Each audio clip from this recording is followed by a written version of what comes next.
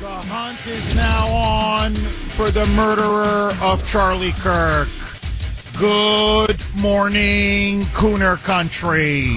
Okay, my friends, dramatic developments now, even more in the last 24 hours in the wake of the ruthless assassination of conservative icon, youth leader, activist Charlie Kirk. So the FBI held several press conferences yesterday, working along with other law enforcement agencies. Here is now exactly what they're telling us.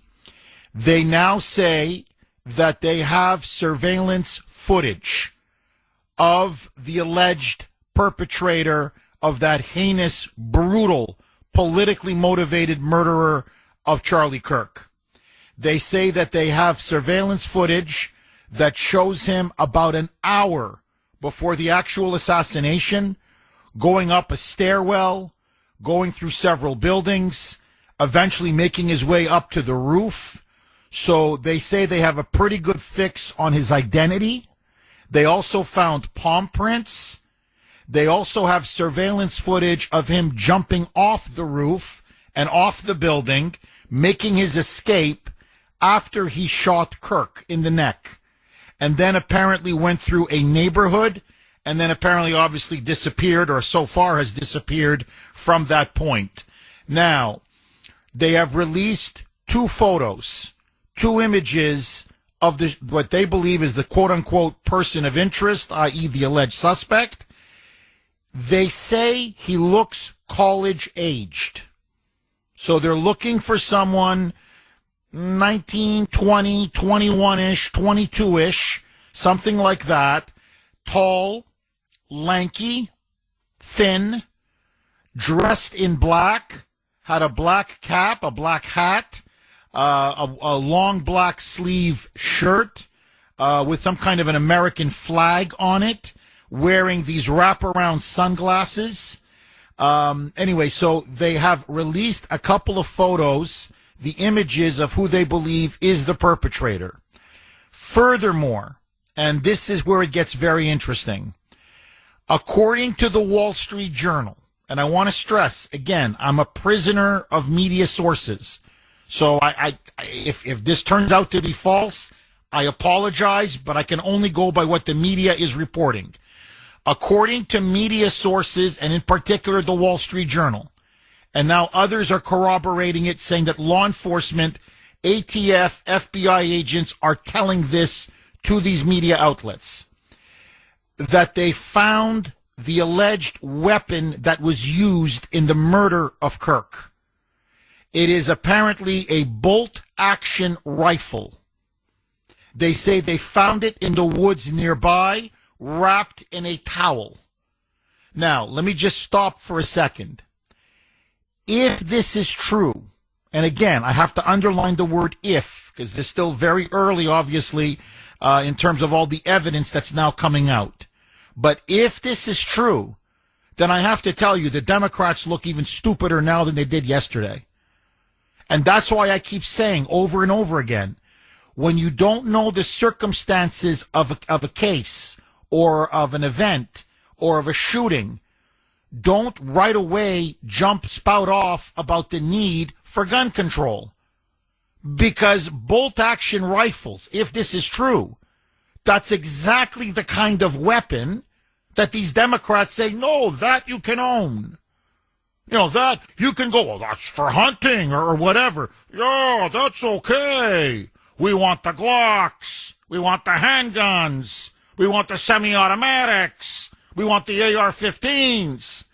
So, allegedly, again, if it's true, the gun that was used, gun control would have done nothing to stop the murderer of Charlie Kirk. So, again, it just shows you how frankly stupid and ignorant and politicized the Democrats have become. You're pushing for something that would have done nothing to stop what happened on that tragic day in Orem, Utah.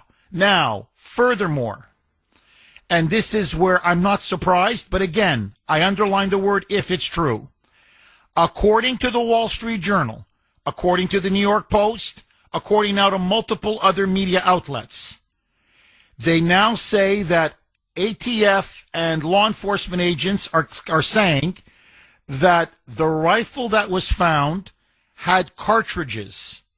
Those cartridges, they say, had engravings of their words, of transgender ideology and Antifa or anti-fascist ideology. For example, they say there were certain phrases engraved on the magazines and the cartridges that said trans rights are human rights. They say there was a trans flag engraved. The Antifa emblem was engraved. Now, if this is true, and again, I'm going on early preliminary reports, then this was clearly, beyond a shadow of a doubt, a radical left-wing political assassination. Another trans shooting. Another act of political terrorism, political violence, and political murder perpetrated by Antifa and the left wing of the Democratic Party.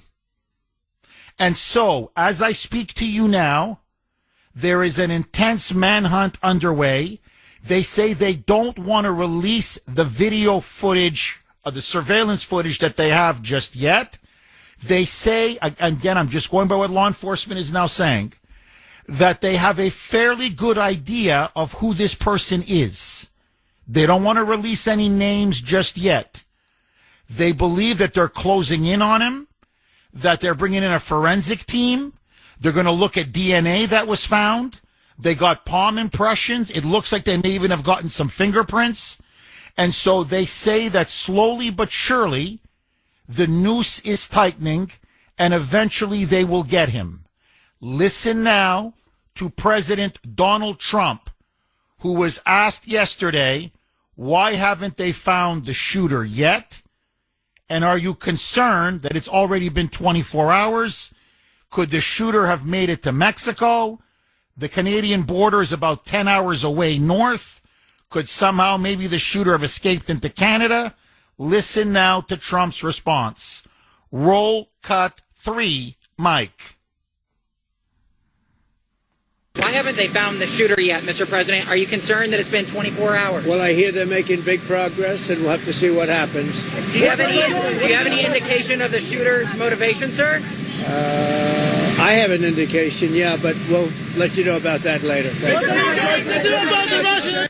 And I think what the indication is that this was, again, another radical left-wing, transgender, Antifa political hit job. Now, if this is the case, I'm telling you right now, we're going to need to crack down on Antifa, and we're going to need to crack down on the radical left transgender movement, because this is getting out of control. They are burning cities to the ground. They have been shooting and killing innocent civilians now for years. There's been now one mass shooting after another involving trans shooters. If this is a crime of the radical left, and I believe it clearly is, then I believe we're going to have a war on domestic terrorism, a war on radical left-wing violence and left-wing terrorism, the way we had under the war on Islamic terrorism. And so what I'm hoping happens is that they find him, they find this person quickly, and that when they do find him, they find him alive. I want him alive. I want to know, did he act alone? I want to know who his accomplices were. I want to know who his donors were, where the money came from. Because to me, you look at all of these non-governmental organizations that have been spewing violence and hatred and pushing constant, violent protests, violent rhetoric. We've been seeing it now for years, especially now under Trump. But we saw it all the way back, going back to 2020. All of this goes to George Soros and the Soros Foundation. They are the ones who have been bankrolling all of this. All of this. And so we now have to finally get tough and go after these people before more advocates, more pundits, more commentators, more conservative leaders, more people who disagree with the left are murdered and shot dead. And I just want to say one other thing, and I want to then open it up to the phone lines. What is happening to the United States of America? Are we now living in some kind of a banana republic where you get murdered simply because you state your opinion forcefully, vigorously, openly about issues of the day? You speak truth on college campuses or wherever it may be? You know, Charlie Kirk was not a member of the cabinet. 617-266-6868 is the number. Okay, I want to go to the phone lines, but before I do, I think there are 2 points that must be made. I think they need to be made by not just me and this show, but I think by every conservative MAGA Trump supporter in the entire country. And number one, as I said on X last night, but I want to repeat it. Look at the difference between the left and the right. Just look at the difference. When George Floyd, a career criminal, by the way, died at the hands of Derek Chauvin in Minnesota, what was the media's reaction? What was the left's reaction? What were the Democrats' reaction? Burn it down. For months, literally months, Black Lives Matter, Antifa activists, thugs, rampaged in city after city, burning, rioting, looting. What was it? 36 people murdered, including, by the way, a young 4-year-old girl. Police officers shot dead, others maimed, blinded. And this went on and on and on. And Kamala Harris justified it and defended it. Tim Walz justified and defended it. This was their reaction to the death of George Floyd. Look at the reaction by conservatives and Trump supporters to the ruthless assassination of Charlie Kirk. Are we rioting? Are we looting? Are we burning? Are we murdering? Are we rampaging? Niet. Niet. Because for us, violence is verboten. We don't believe in violence. It's forbidden. Like Charlie Kirk, we believe in free speech. We believe in open, civilized discourse. And so you tell me, who's the party of violence and who's the party of peace? Because all that you've seen now in the last, 48 hours, since that infamous day, is prayer vigils, conservatives denouncing and decrying political violence.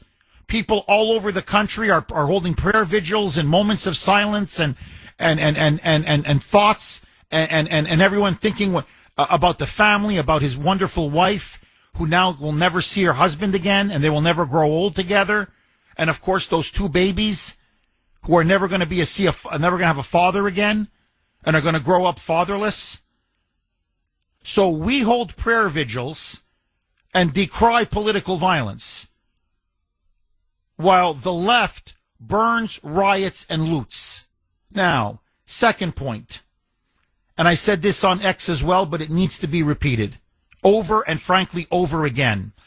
For the last 10 years, it has been relentless propaganda, as the Russians would say, relentless propaganda from the media, day in, day out. The Democrats, my God, they get up in the morning and they spew this garbage all night, all day. that the threat of political violence, it's MAGA, it's Trump, it's Trump supporters. If you remember, what did Joe Biden famously say in that infamous speech in Philadelphia with the demonic red background? That Trump and his MAGA supporters are, quote, extremists who pose an existential threat to democracy and to our freedoms. And they have said this again and again and again. By the way, that's what led to Charlie Kirk's murder. You keep calling us Hitler. You keep calling us Nazis. You keep calling us fascists. What do you think your supporters are going to do? Of course they're going to start killing us. Why wouldn't they kill us? In Germany, those who tried to assassinate Nazis and fascists are revered and considered heroes. So what they're really saying, and this is from Barack Obama all the way down to Joe Biden, to the media, to Hakeem Jeffries or Chuck Schumer or Nancy Pelosi, I could go on.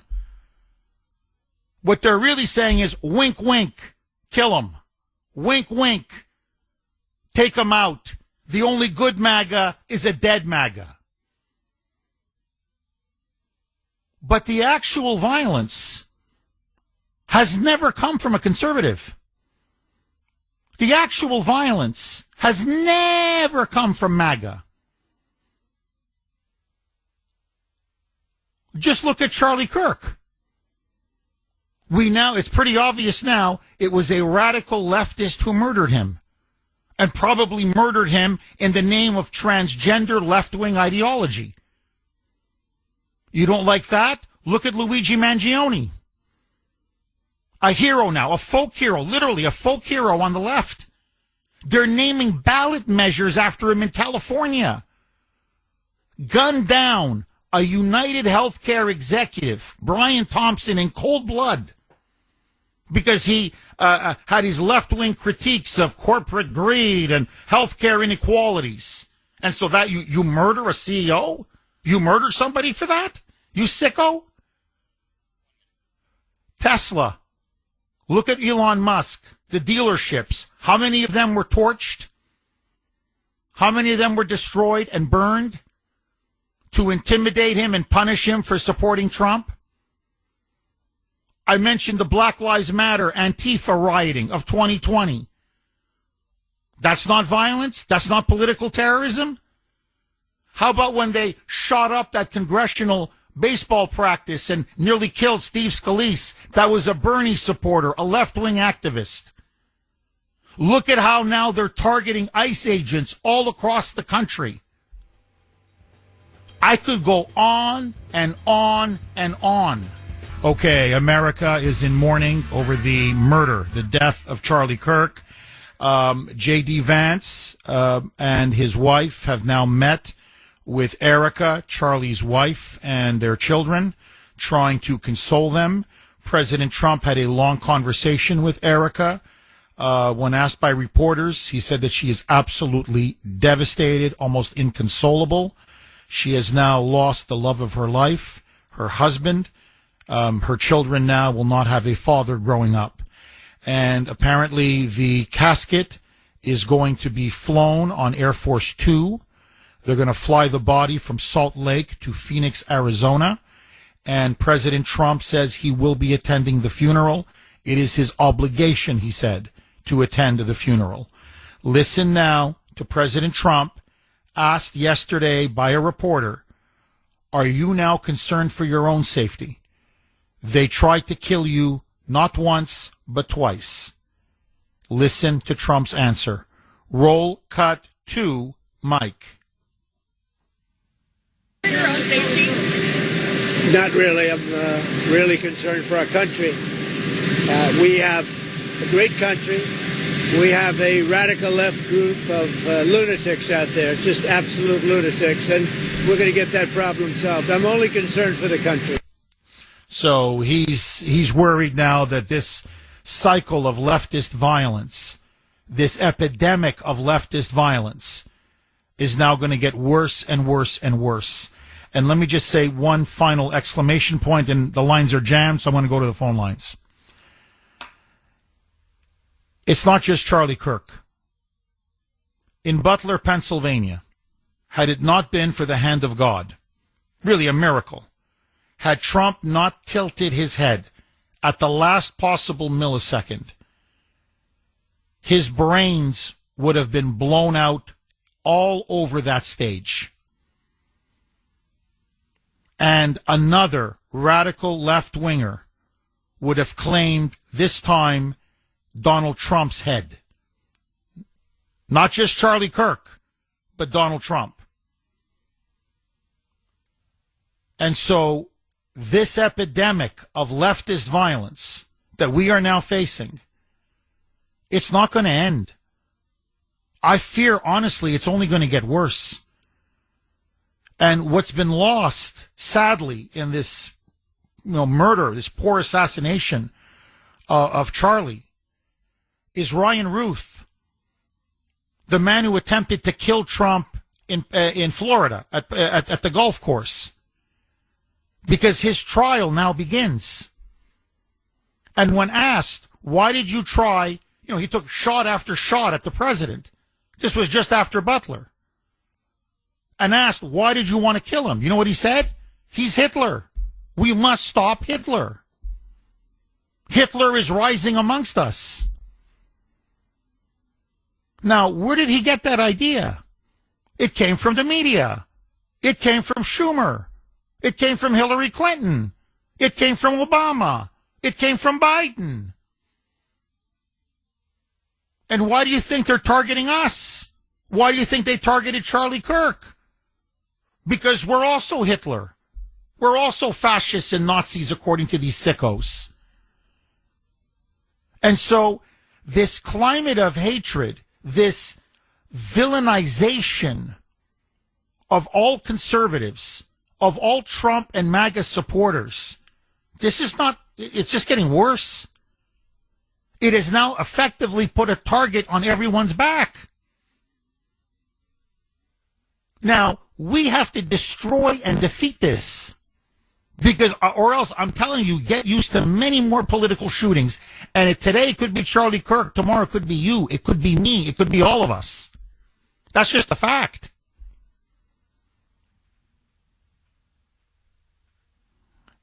And so the question I have for you is very simple.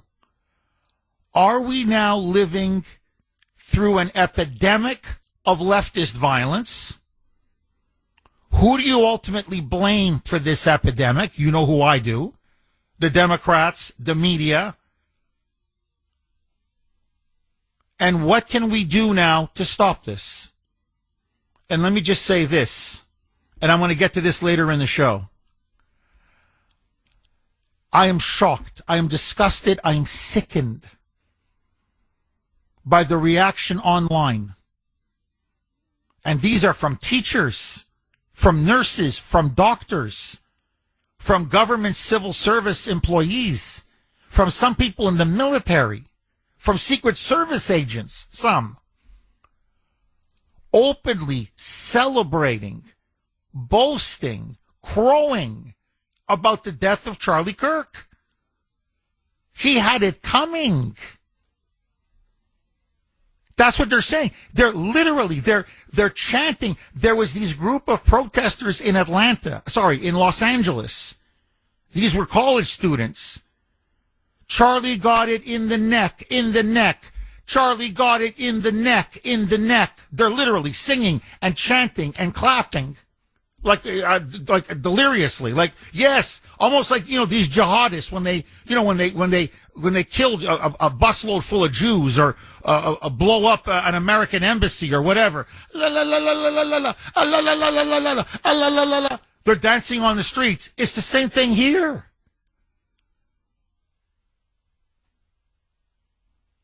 And these are our teachers? Again, not all. I'm talking about these radical leftists. They're teaching our kids? You're going to take care of me in a hospital or in a healthcare clinic? You're going to be fighting for our country? I don't think so. Now, I don't want to live, honestly, I don't want to live with people who celebrate somebody getting shot in the neck and dying over his views. This is the point I keep coming back to.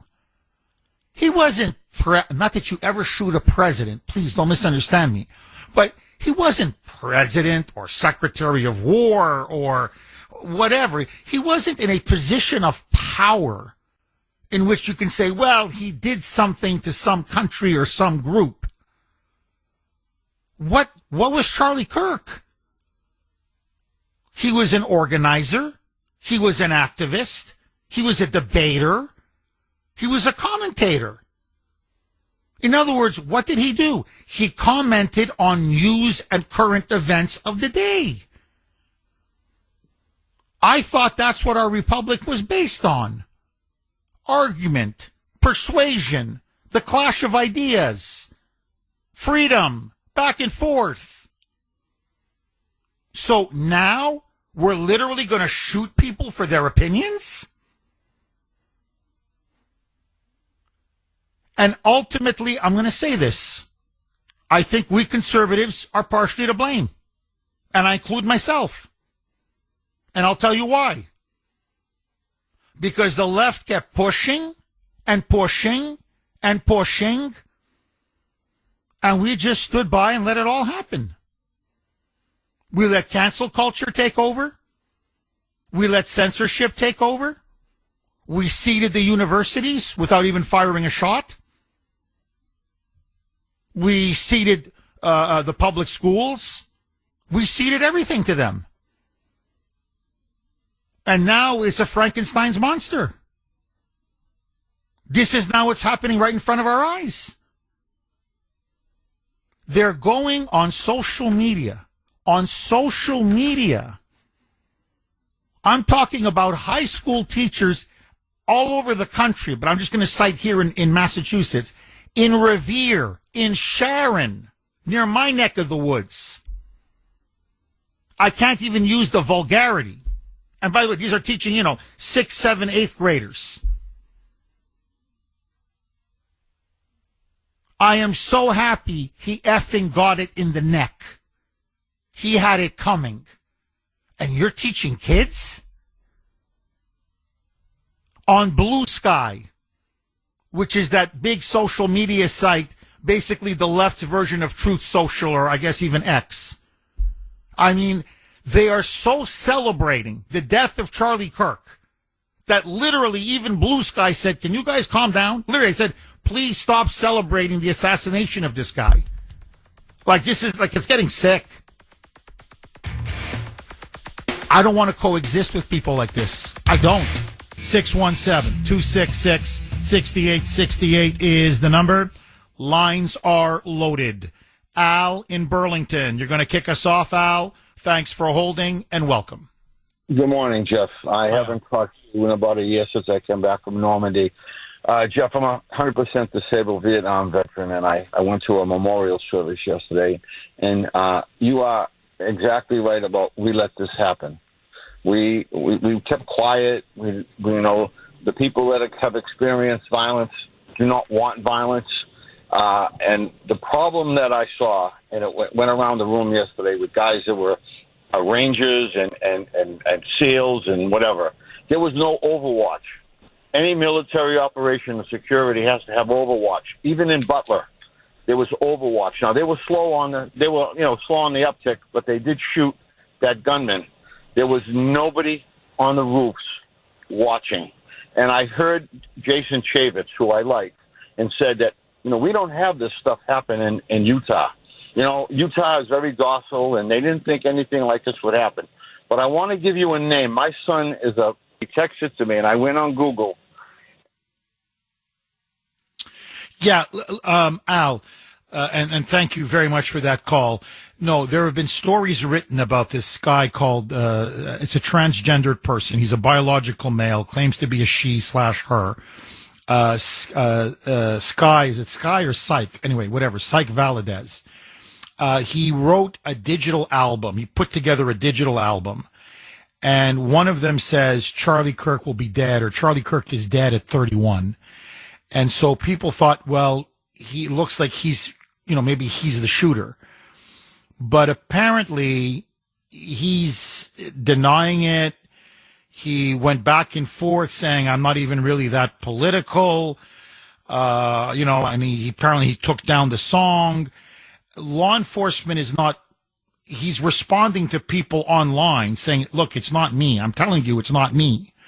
So I know his name got thrown out there, but law enforcement is not looking for him.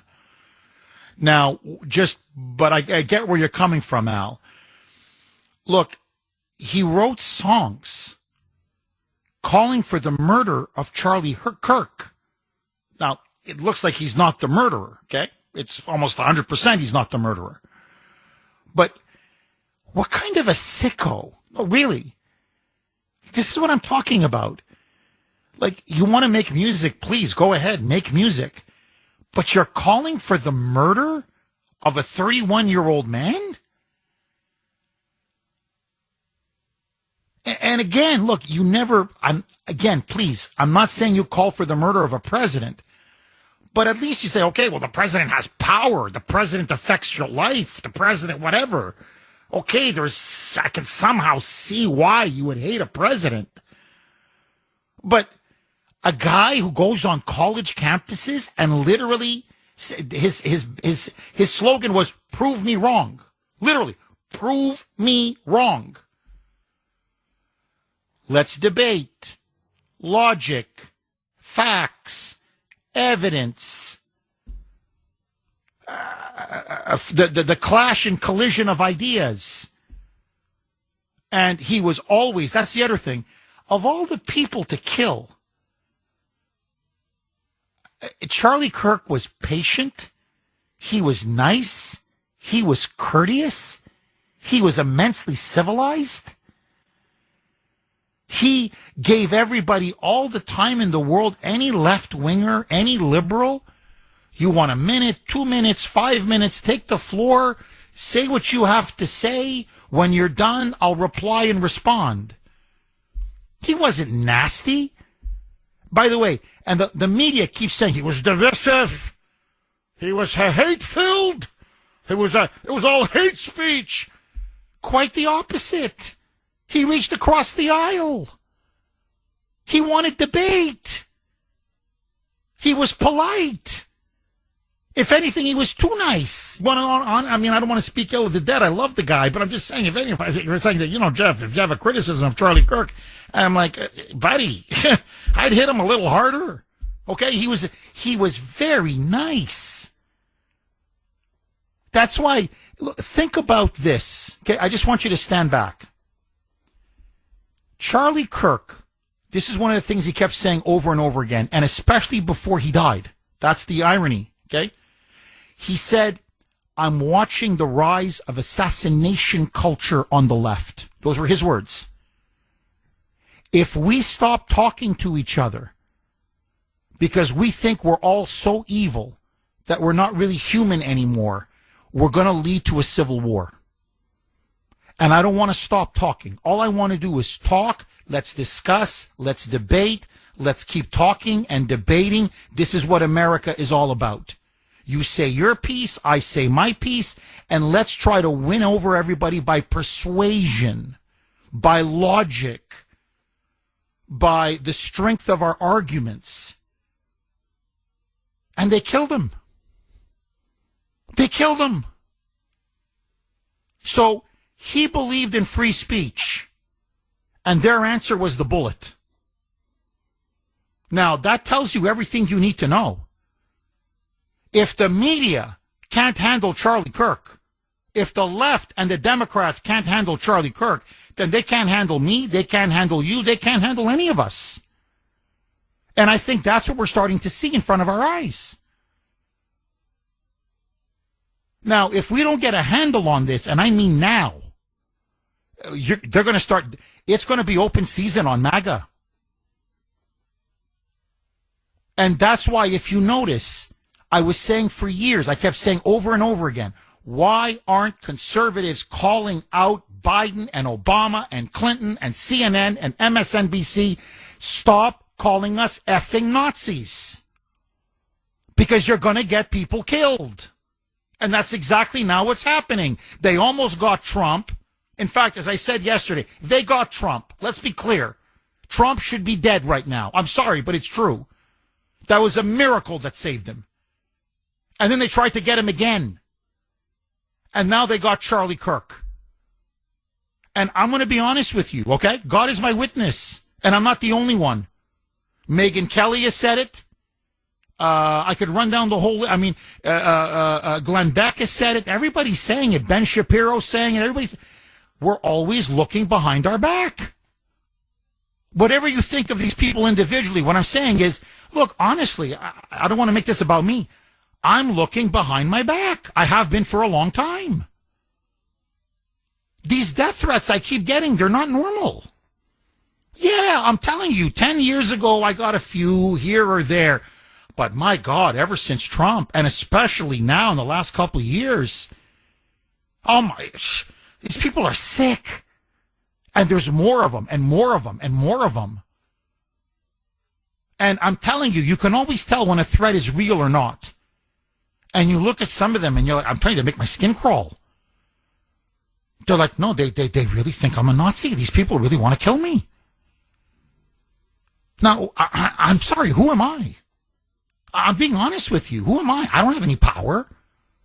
I'm not governor. I'm not senator. I'm not a congressman. I'm not president. I'm not secretary of the Treasury or secretary of state or secretary of defense or what. I don't have any power over anybody. I just have a microphone. That's it. You don't want to listen to me? Turn the dial. What's the problem?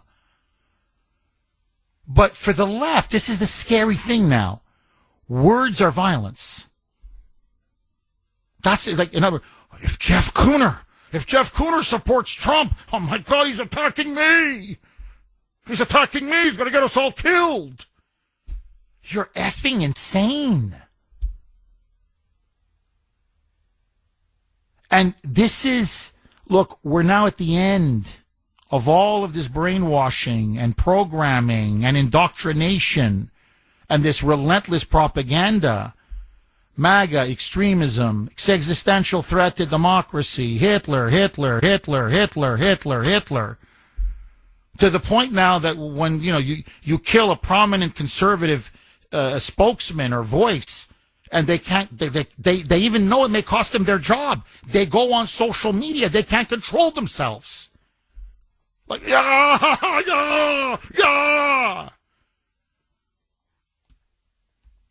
Now, this is a cancer. I have to, it's an uncomfortable truth, but I'm telling you, this is a cancer. Okay. I'm like the doctor telling the patient, listen, you got stomach cancer. Do you understand? You got stomach cancer. Now, this thing can spread, and if it spreads, you're dead. Now, it's time for aggressive chemotherapy. It's now or never. You don't do aggressive chemotherapy, this thing is going to spread and you're going to die. Do you understand? Now, that's what this is. Let's be very clear with each other. Now, the country has now awoken up, I think. They've awakened to this fact. That's why I say they've awakened the sleeping giant. Charlie Kirk died on Wednesday. But so did the Democratic Party. The Democratic Party died on Wednesday because moderate Democrats, and there are many in this country, I'm telling you, there are, have now seen with their own eyes, to their shock and horror. And most Americans now have opened their eyes and seen through their shock and horror. This is a party now that celebrates death and political terrorism. This is a party now that openly calls and celebrates murdering your political opponents or murdering people because you disagree with their point of view. That's it. All I do is comment on the news. That's it. And you want me dead? So what? In the greatest republic in the history of the world, we can't speak our mind? You get shot for speaking your mind? And I'll play you some of the cuts if you want me to waste your time.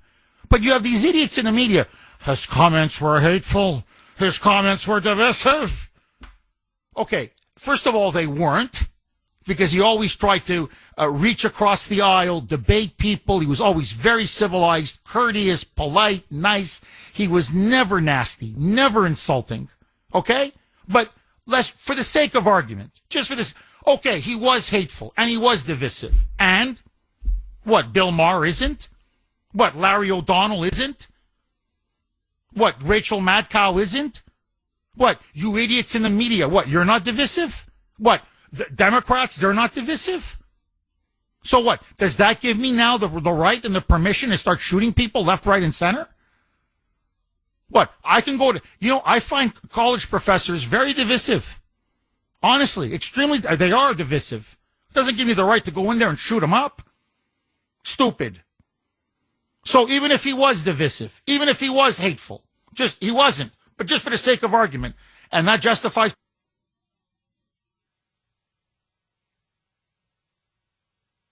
You're not fit to live in a free society. The point of the First Amendment is not to protect inoffensive speech. It's to protect offensive speech. That's what it means to live in a free society. And if you can't handle that, you're not fit to live in a free society. And now we've realized there is an entire political party and the people who head it and their allies in the media and in education and in the schools and in the colleges that are at war with America and with freedom itself. And they're now willing to use any means, including murder, assassination, rioting, burning, looting, you name it, violence, to achieve their ends. They're Bolsheviks. They're communists. Now, you live in when you're faced with communism, you only have two choices. Either communism kills you, or you kill communism.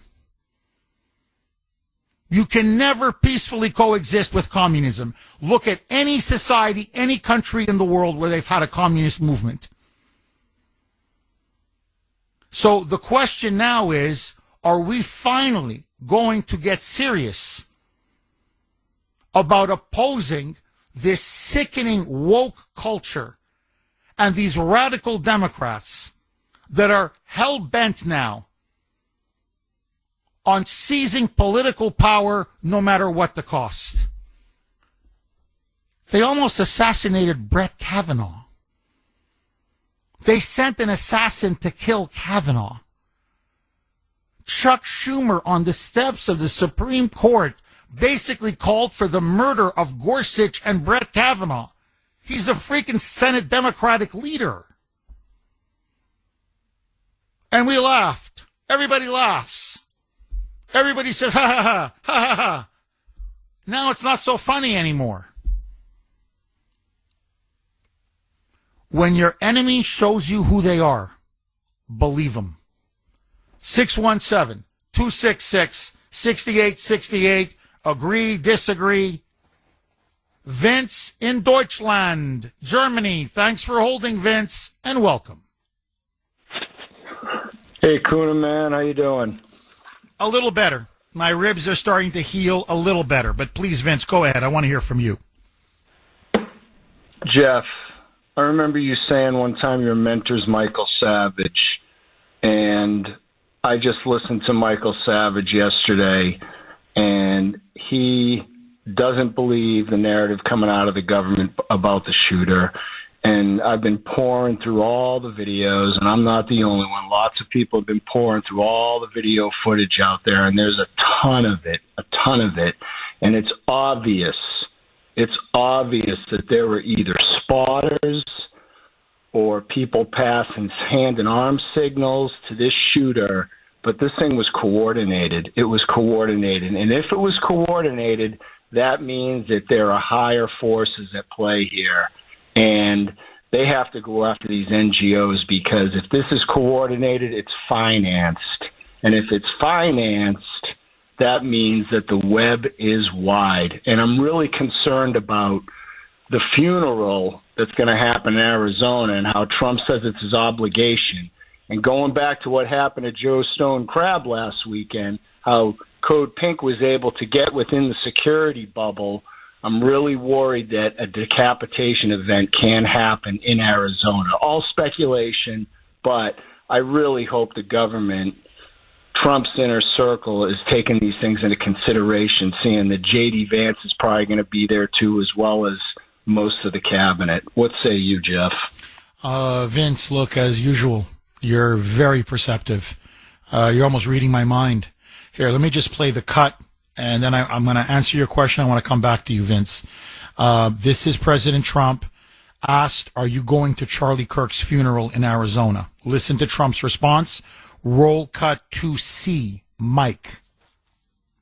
Are you going to go to Charlie Kirk's funeral, sir? I will be. You will. Do you know when that will be? I believe it's in Arizona, and they've asked me to go, and I think I have an obligation to do it. Do you know when that will be? I'm hearing I hear next weekend. Whenever it is, I'll be going. So he's going. J.D. Vance, as you rightly put it, is going. Most of the cabinet is going to be there. Look, you can tell there's a bloodlust in the air. You can see the way the left is reacting to this. They fear Trump. They fear the Trump revolution. They fear that we're going to crack open the deep state. They fear that we're going to take back political, cultural, social, economic power from these globalists. And you're right. If this has been coordinated, and if this has been organized, then it's been financed. And if it's been financed, you got very powerful people involved. And so I am very worried because you're going to have everybody there at one location at one event. And Vince, God forbid. I mean, are they crazy enough to do it? Yes. Are they ruthless enough to do it? Yes. Are they fanatical enough to do it? Yes. So, to be honest, I wish either JD or Trump didn't go. I know people are going to say, well, you're giving in. No. I want one of those two in reserve. God forbid should something happen. Because if you put everybody in one place, you could literally, as you put it, decapitate the entire government. And they better have security up the wazoo. And Vince, at this point, I don't know who Trump can trust. I don't know if you saw that story. You had a Secret Service agent bragging on Facebook celebrating Charlie Kirk's death. And I'm thinking, this guy's protecting the president? And he's gloating over the death, the assassination of a 31-year-old conservative activist? If I'm President Trump and JD, watch your back. Final word to you, Vince. Well, something even more chilling was Bannon played a clip of Charlie Kirk a year ago before Bannon went to prison, and they were talking about next man up. And Charlie Kirk went through the history of assassinations, and the thing that all brought them together was the people that get assassinated are effective public speakers.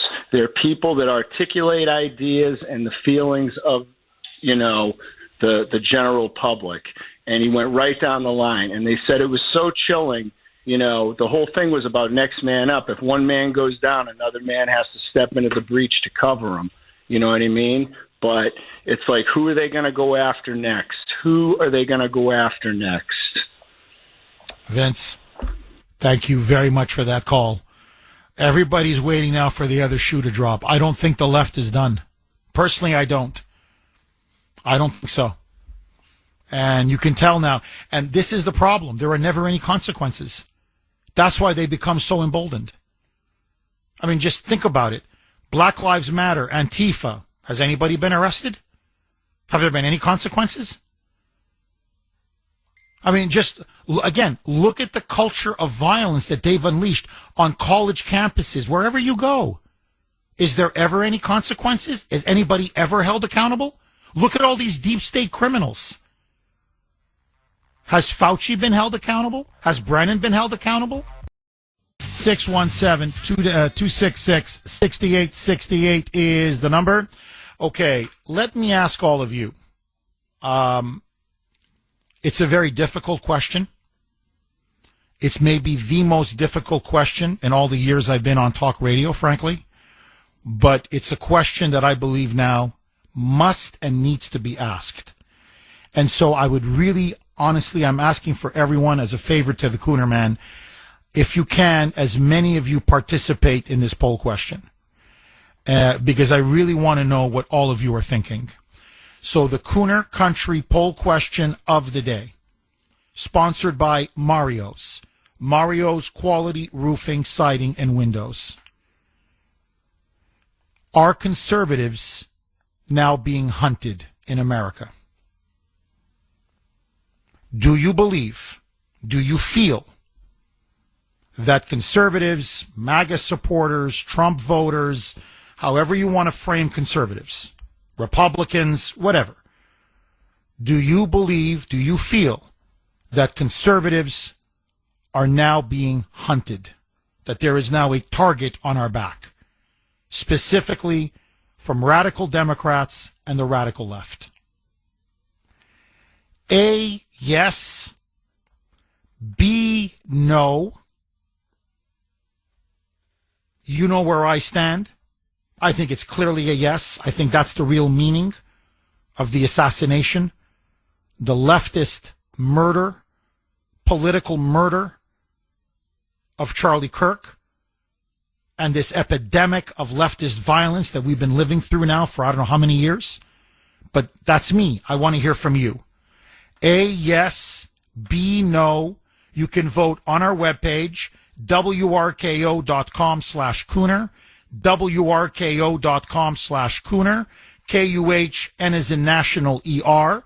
You can also vote via X. And again, last night, man, was I active.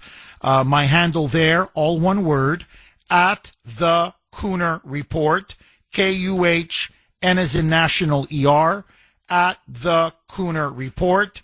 Let's go to Jimmy in Dorchester. Thanks for holding, Jimmy, and welcome. Good morning, Jeff. I agree with you. It's an A, and I agree with that gentleman there that called before. I talked to my relatives the other day. They were calling me from Poland, Australia, and Britain. They said, what the hell has happened to your country? They were talking about when Reagan, they remembered when Reagan freed all these people in Europe from the communist Russians where they had control of them. You know what they fought for? Freedom of speech. That's what they were not allowed to do in those communist countries. But they all are praying for, what's his name? Charlie Kirk. Yeah, Charlie. And they're praying for Trump, but basically for Trump because they want him back in Poland. They want him because they yelled that when he was there, Stalat, Stalat. And they're praying for his safety because what happened to Charlie Kirk, you know what my relatives in Australia said, the young people, that they consider him the brave heart of America because he stood for freedom of speech. He's a brave heart, they said, like the movie Braveheart with Mel Gibson. That's what Charlie Kirk is, the brave heart to all these young people that should realize what freedom is and what those people went through for many years. And you have it in America, and this is what they do to people that stand up for freedom and freedom of speech. Jimmy, very powerful. Very powerful. Very well said. Jimmy, thank you very much for that call. To me, he's Charlie the Lionheart. Really, that's really, he's a martyr. He's a martyr for freedom of speech. He's a martyr for freedom. That's what the left has now done. And just very quickly, this is what's amazing about the murder, the assassination of Charlie Kirk. It's an international story. It's not just the biggest story in America by far. It's the biggest story in the world.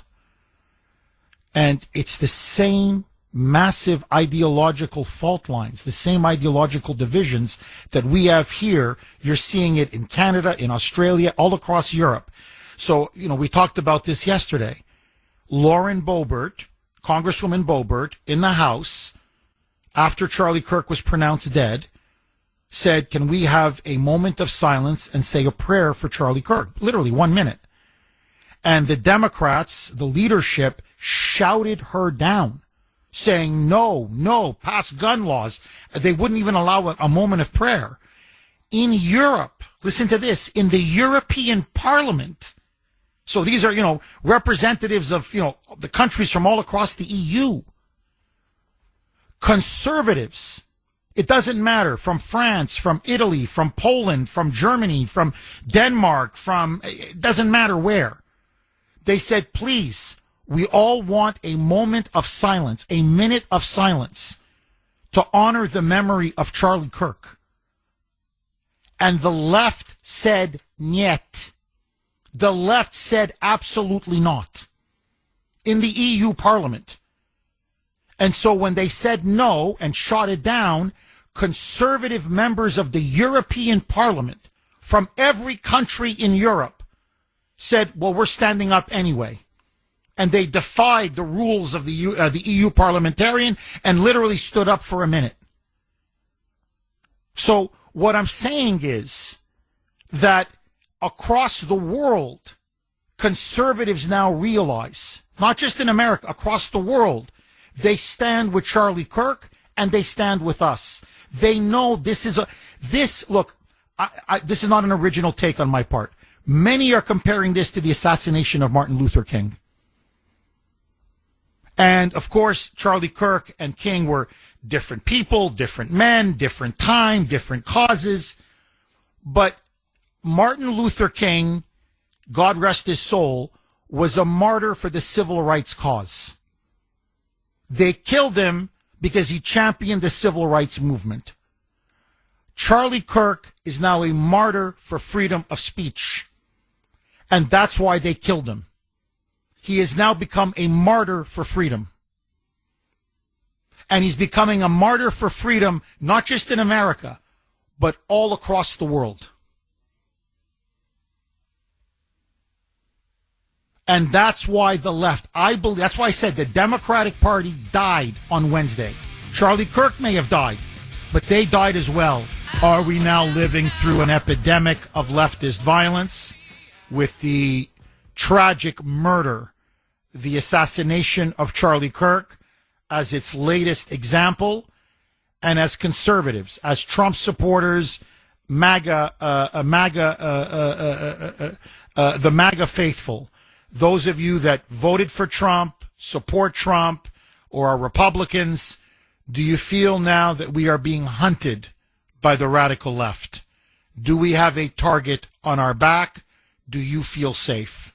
I know I don't. 617-266-6868. Lou in Rhode Island. Thanks for holding, Lou, and welcome. Yeah, hi, good morning, Jeff. I want to really talk about two things you're talking about today, because you're making some excellent points. And I do want to, and one thing I do want to talk about is Charlie Kirk. I think you're shortchanging Charlie Kirk a little bit. And I'll get to the reason why. But I also think that you've been mentioning today about how the conservatives have done nothing over the years to try to stop this. And I really disagree with you on this to this extent, and I think you'll agree with me, is that the Republican Party, up until Trump and up until people like Charlie Kirk, was run by rhinos. I mean, the last 30 years it's just been totally run by like the Romneys, the Bushes, the McCains, and we actually had no voice until Trump came in, until Charlie Kirk and the rest came in. And so that's why they've been able to take over so much. But now you see that people like Charlie and people like Trump have started trying to take back the territory that we've lost, and that's where we're getting the resistance. The woke Democrats are exactly like the jihadist Hamas, Muslim Brotherhood. Basically, they're totalitarians. They have fatwas on people, and that's what you're getting to now. They have a fatwa on people too, except they call it something else. And of course, they've been pushing violence for years. Go back to Ferguson. Go back to the police assassinations under Obama after Ferguson, and it's been continuing on and on and on. But now that they've lost, to Trump and MAGA, it's even worse. It's even worse than it is. And I want to talk about two things. One is the gestalt of the Democratic Party, because you've been touching. There's a lot of points this week that you've been talking about that are all related. First of all, you've got this that killing of Irina Zaruska in Charlotte. That was all because of liberalism, because of weak judges that over the years they built up and put in and weak DAs and being light on crime and letting criminals on the street and their whole infrastructure that they built up that's pro-criminal and anti-police and basically anti-common sense. And their standard bearer right now is this Zohar Mamdani, and he is talking about ending prisons, defunding the police, and more gun control. Boy, what a wonderful combination that is. I mean, you talk about radicals, and then they're radicalized.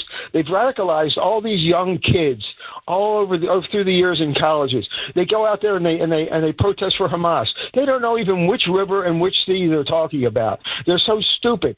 But what did Charlie do? What did Charlie do? What Charlie did, and this is why I think he's been shortchanged, he's built up an organization. I think that his turning point has even overshadowed CPAC or any other Republican or conservative organization that exists. And he was second to Trump in his enthusiasm and his hard work throughout the whole campaign season last year. And so Charlie, why is he that big enemy? Why was he the big enemy?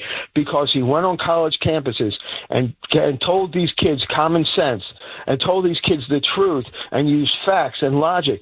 And what did he do? He turned a lot of them around. He kept them from being indoctrinated by these radicals in colleges. He gave us basically he gave them an ally. There was this old psychological experiment that if you go into a room and all the people say that 2 and 2 equals 5, you're almost forced to agree with them if it was unanimous.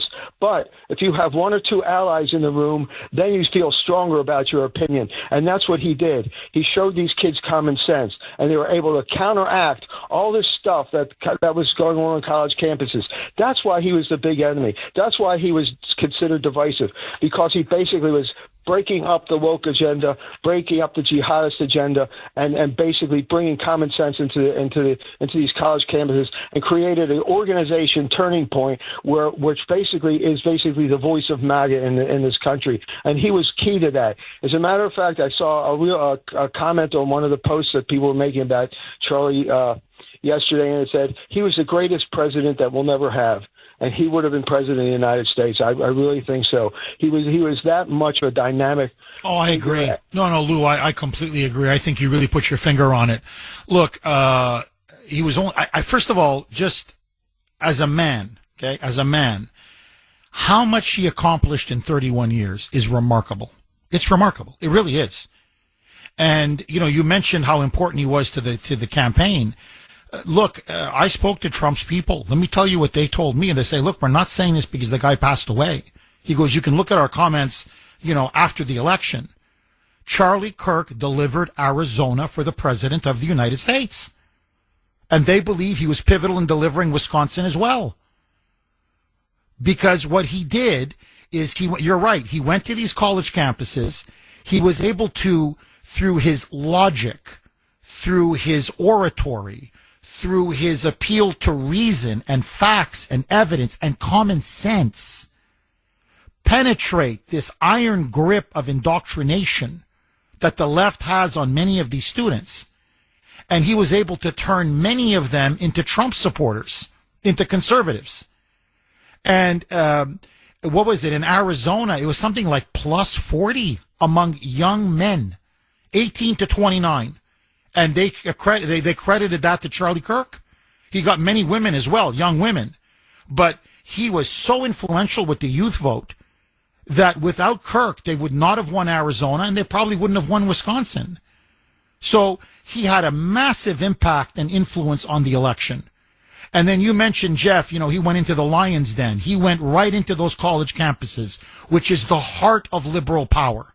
Right? This is where these Marxist progressives really brainwashed those kids. And he went right in there and he challenged and destroyed their narrative on campus after campus after campus, literally thousands of campuses. He was a warrior. And that's why they had to take him out. If he was ineffective, believe me, they wouldn't have put a bullet in his neck. So you're absolutely right. Now, the irony of all ironies, and by the way, he would have been president. I think there's no question.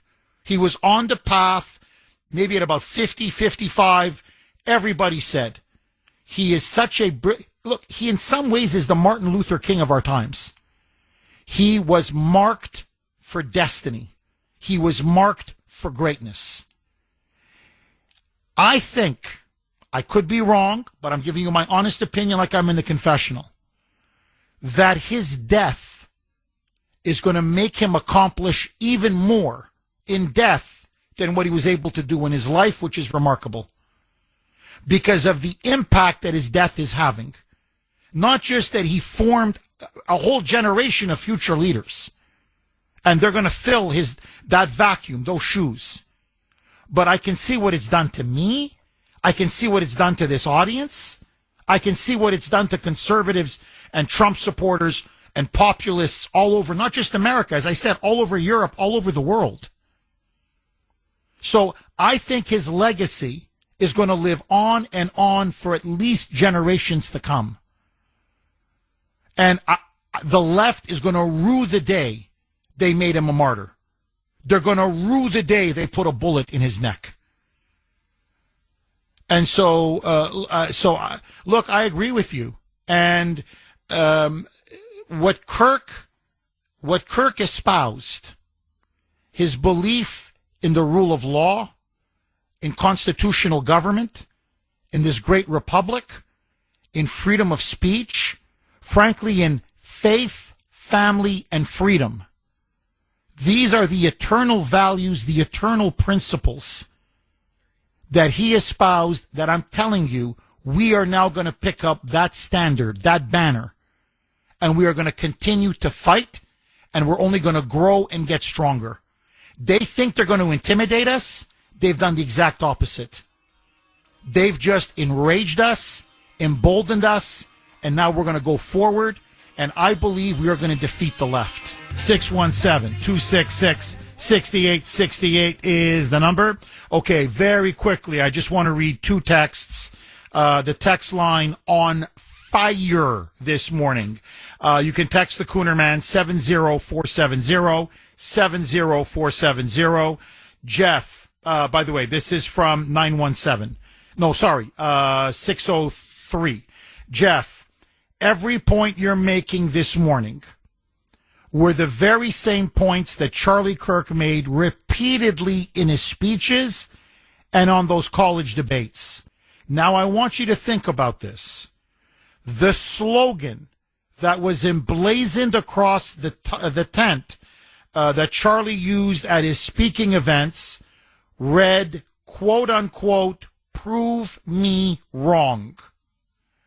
In one despicable act, with just one bullet, the left in this country proved everything Charlie said to be right. They proved with that one act that we, the conservative right, stand on the right side of history, and the left's response to this act for the past 2 days only backs that point up. Excellent. Absolutely. I think you're absolutely dead on. They could not have made Charlie's point more by having to kill him and then celebrating and glorifying his death. They've lost. It's over. Really, it's over. There's no point even debating liberals or Democrats anymore, or progressives, Marxists, communists, whatever they are. There's no point in debating the left. They've lost. That's why they have to resort to bullets. One more, and then I want to go to the phone lines. This is from 917. Jeff, in today's America, you can say anything you want without consequence, with one caveat. Once that free speech becomes effective and persuasive, it has a cost. For Charlie Kirk, that cost was his life. campus by campus, podcast by podcast, interview by interview, a few kids at a time, Charlie Kirk began to change the course of the river of young people's minds and hearts in that growing and most important group of Americans that is the future. He was writing a new chapter, and he had to be stopped. That was his rare gift. I mean, he had many gifts, don't get me wrong, but he had that rare gift that he could connect with young people. Not just, college kids, but even, all the way up to people in their early 30s. He understood culture. He understood what motivated and animated and concerned so many young people, and he knew how to reach them, communicate with them, and have a powerful message of faith, family, and flag, of God, country, and family that they just found captivating and spellbinding. And single-handedly, he was beating the radical left all across college campuses. He was like a force of nature. And that's why they had to eliminate him. 617-266-6868 is the number. Jim in Wilmington. Thanks for holding, Jim, and welcome. Hi, Jeff. Hi. Approximately 2.5 weeks ago, I was just watching Fox, Hannity, and Jesse Waters. They played clips from CNN, MSNBC. They were talking in regards to Charlie Kirk. My stomach was sick. I couldn't believe what they were saying. I don't remember specifically, but it disgusted me to the point where I really got an upset stomach. But, the thing is, on Trump's rally, CNN vowed and MSNBC vowed never to cover a rally. The day President Trump was shot, they were there. And I wonder if they were there, Charlie Kirk. Well, look, Jim, let's put our cards on the table, okay, as the Germans would say. We don't even get into, is there a conspiracy, is there not a conspiracy? It's sort of like the Red Army now is going to take over Eastern Europe after World War II. Whether they intended to do it or not, they're doing it, right? So it doesn't matter. You're going to have to live under communism, and they're slaughtering millions of people. So to use that analogy, whether there was some kind of a conspiracy or a cabal, the fact of the matter is CNN wants Trump dead. They do. MSNBC wants Trump dead. They do. Democratic leaders have openly said they want Trump dead. Now, you don't have to even take my word for it. Let me give you, this is the only poll question, all of you out there, you need to remember, because this says it all. There was a massive poll. By the way, this poll was often cited by Charlie Kirk in the last weeks of his life. He found it shocking. In fact, it gave him more fuel to do what he was doing by debating liberals, because he warned we're going to go into the abyss of political violence and maybe civil war. Rutgers University did a massive poll of liberals, those that identify as liberal or Democrats in the United States. Listen to this. They asked, is political violence, murder, assassination ever justified? When they asked about Elon Musk, 48% of liberals polled said yes, kill him. 48%. Elon Musk. Because he served in the Trump administration briefly, he supported Trump, so they said for that, kill him. They asked about President Trump. Remember, this is a poll, by phone, online. So, they're openly admitting this. I'm thinking how many others want to believe this but don't want to say it in public. 55% of liberals, 55% 55% said that it's somewhat justified to assassinate and kill Donald Trump. 55%. So a majority of liberals that are willing to say it say, kill him. Kill him. Kill him. Now, are you surprised and shocked that they want to kill you and they want to kill me and they want to kill us? Because according to them, we're all Nazis and fascists. We're supporting Hitler. Now, I'm just going to bring it back, okay, to your original point about the way MSNBC and CNN were just slandering and vilifying and lying about Charlie Kirk. That's what they do to all of us. That's why they're the enemy of the people. Honestly, they should get their broadcasting licenses revoked. This has nothing to do with free speech. This is pure hate-filled propaganda. That's what this is. And so just everybody, because we've lived through this for God knows how many years, we almost become numb. So please just stand back for a second, okay? Please, I'm asking everybody. How many times did Barack Obama say, when they bring a knife to a fight, we bring a gun? Remember how many times he used to say that? How many times did he say that we're bitter clingers, that we cling to our Bibles and our guns and our patriotism? How many times did he say that we are a wicked, evil nation and that his opposition needed to be wiped out? He's the one that started the rise of the radical left. He's the one that said, destroy all our political opponents by any means necessary. Have we forgotten the Biden presidency already? How many speeches he gave?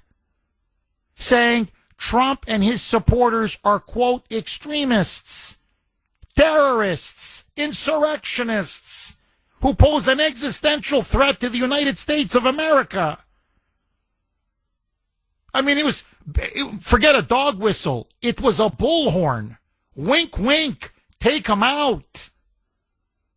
So you've got the Democratic Party, you've got the media, you've got college campuses, you've got popular culture, you've got all of this day after day after day after day, vilifying Trump supporters and conservatives as basically subhuman scum.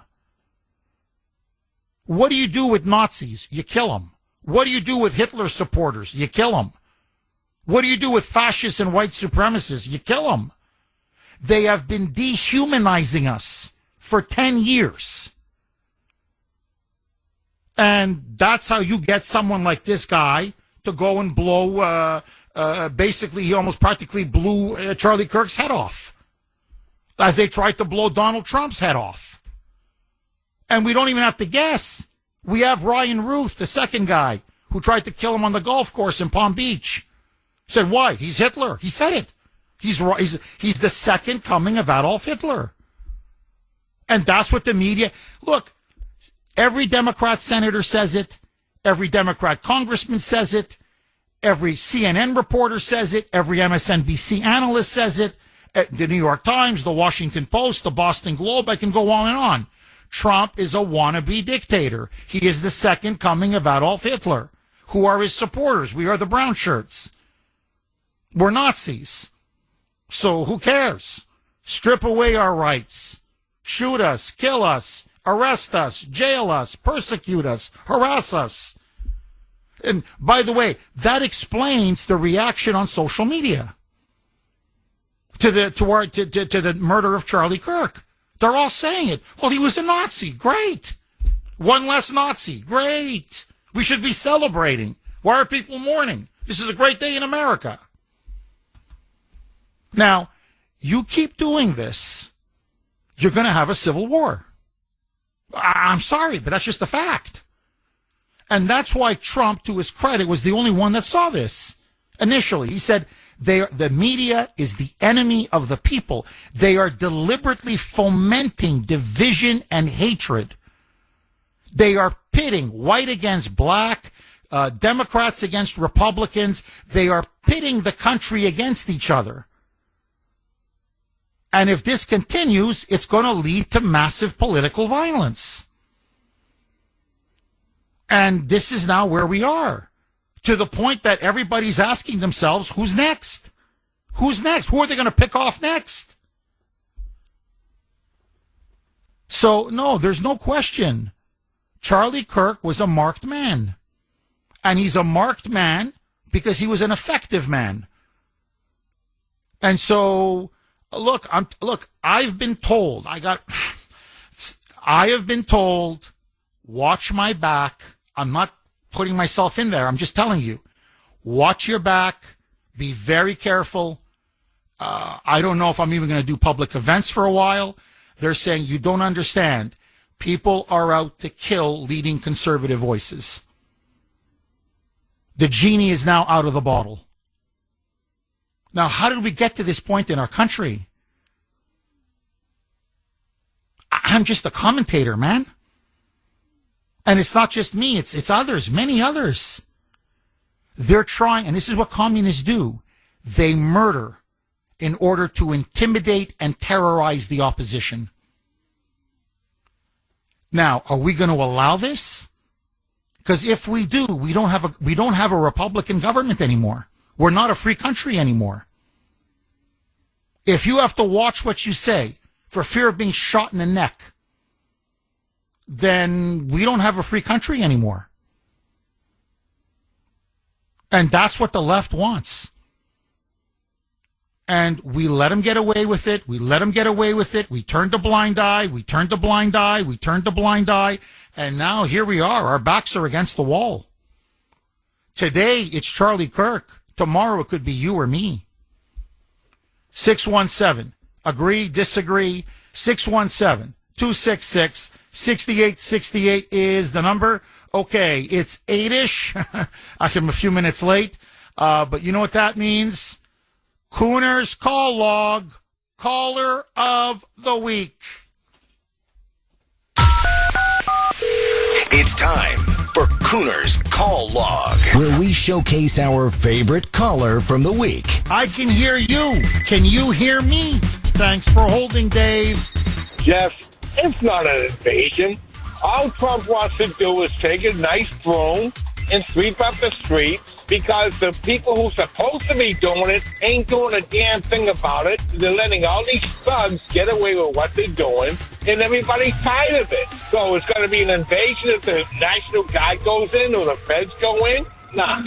People need to get their head examined, Jeff. They want all this trouble to just continue like it was going on back in the old days. And a lot of it's going on right now. They should build more institutions. Down in Bridgewater, Jeff, there's a lot of space just sitting there.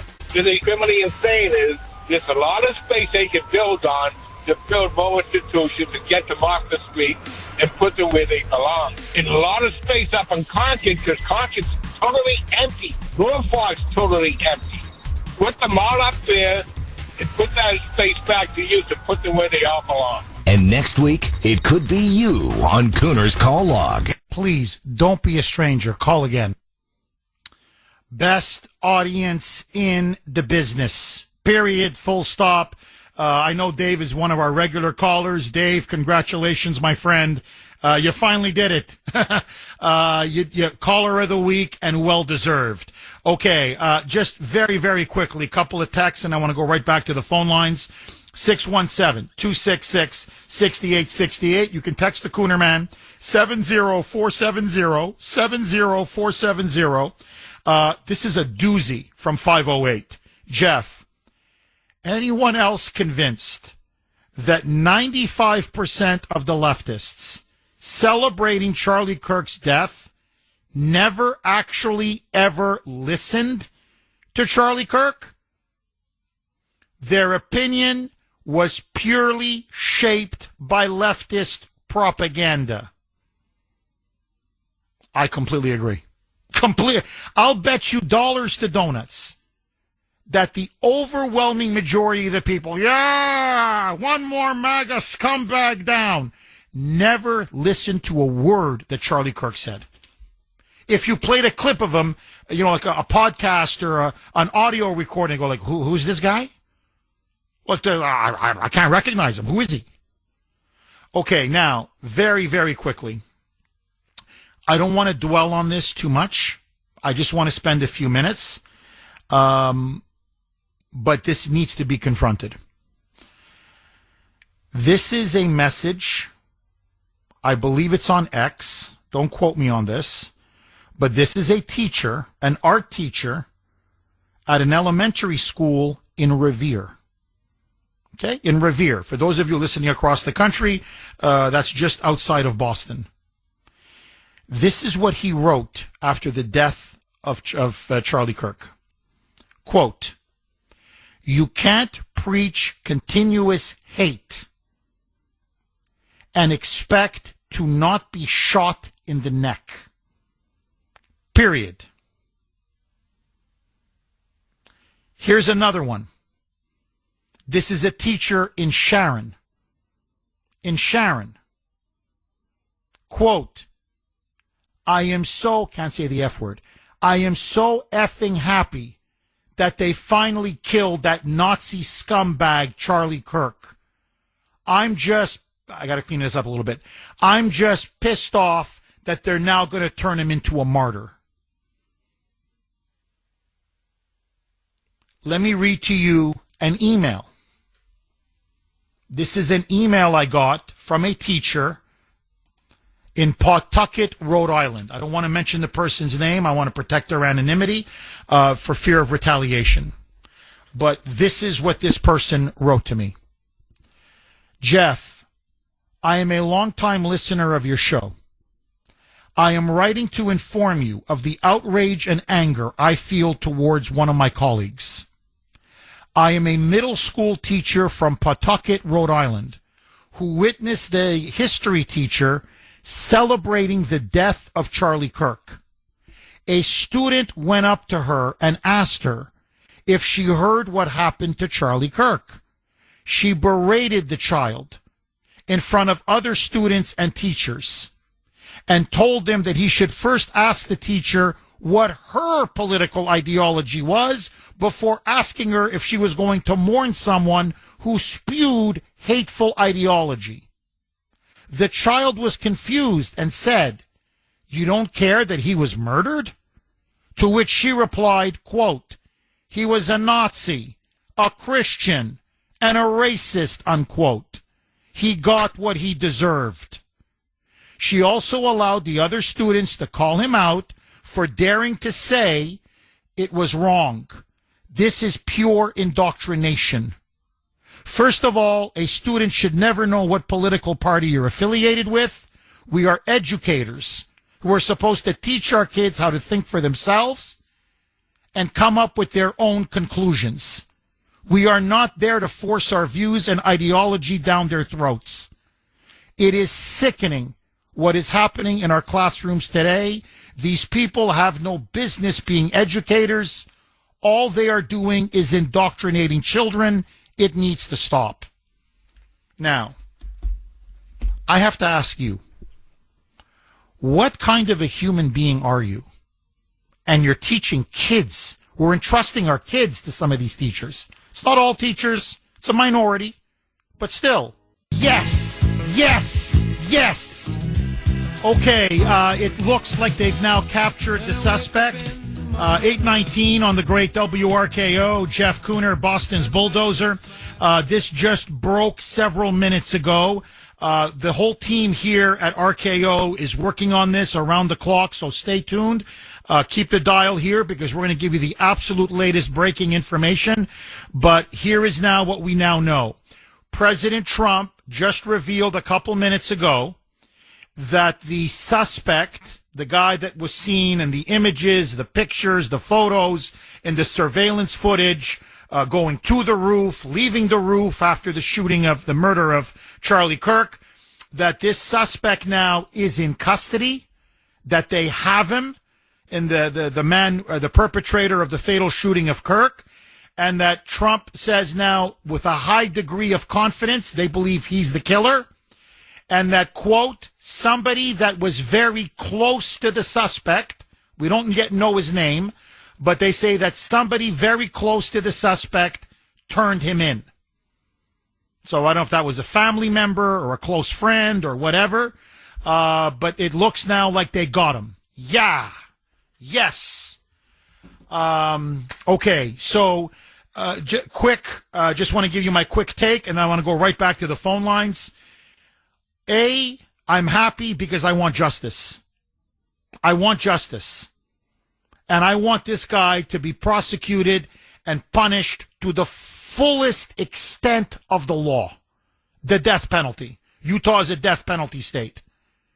And I'm happy that he didn't, commit suicide or off himself, or that when they, went after him, that they didn't shoot him and kill him, because I want him thoroughly interrogated, and I want to know who helped him, who were his accomplices, what groups was he connected to, who funded him, who financially bankrolled him. I want to know the truth, the whole truth, and nothing but the truth. And let me just say one other thing. The reason why this scumbag, this animal, okay, this savage, deserves the death penalty, and I mean quick. I don't want 10, 15 years of appeals and, delays. No, I want it quick. I want it swift. I want it efficient. I want it done, because this needs to serve as an example to others that if you're going to hunt down conservatives and you're going to shoot us in the neck or in the head and kill us in cold blood, you're going to pay with your life. In other words, we need the death penalty as a deterrence in this case. As a deterrence. So we're going to find out more. His name will come out. And once his name comes out, we're going to know exactly what his motivations were. And I will bet you the best steak at the best steakhouse of your choice, that those cartridges with the engravings of the trans flag and trans ideology, trans rights or human rights, and his Antifa signals and his so-called, anti-fascism, quote unquote, this was a radical leftist. This was a hardcore Democrat, indoctrinated, brainwashed by the media, by Biden, by Obama, by the Democrats, into the giant lie and hoax that Trump is Hitler and his supporters are Nazis. And when that happens, the Democrats, there's going to be hell to pay. 617-266-6868 is the number. Agree, disagree. And let me just say one last final thing. Incredibly, yesterday, I can play you the cut. I don't want to waste your time. Chuck Schumer, Senate Minority Leader, Hakeem Jeffries, the House Minority Leader, the Democrat leadership in Congress, suddenly yesterday were coming out and saying, you shouldn't politicize shootings. Literally, you shouldn't point fingers at political opponents. That you shouldn't take, quote unquote, political advantage when there's a shooting that takes place. Are you freaking kidding me? Like, what are you, on drugs? Are you you think we're that stupid? Are you serious? You Democrats who politicize every shooting, especially every school shooting or every mass shooting, the bodies aren't even cold and you're going on about gun control, gun control, gun control, gun control, gun control, gun control. Or you blame Republicans. Every time there's a mass shooting, I blame Republicans. They won't pass gun control. And now, when you've been hoisted on your own petard, because you see, you guys laid the groundwork for this, and you know you did. Gavin Newsom came out and said it's time to punch Republicans in the face. It's time to go to war, as Gavin Newsom said. You're the ones who've been saying we're the wannabe Hitlers, we're the fascists, we're the Nazis, we're the racists, we're the existential threat to democracy and freedom in this country. And now that you've set all of these fires, you're trying to say, oh, no, we condemn it. Oh, no, please don't blame us. No, you set these fires.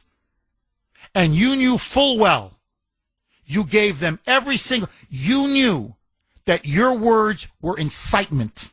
And that's what it was, incitement. Day after day, week after week. Knowing full well that there are plenty of deranged idiots in this country who, when they listen, Hitler, fascism, Nazi, white supremacist, you know what they think? It's my turn to be a hero.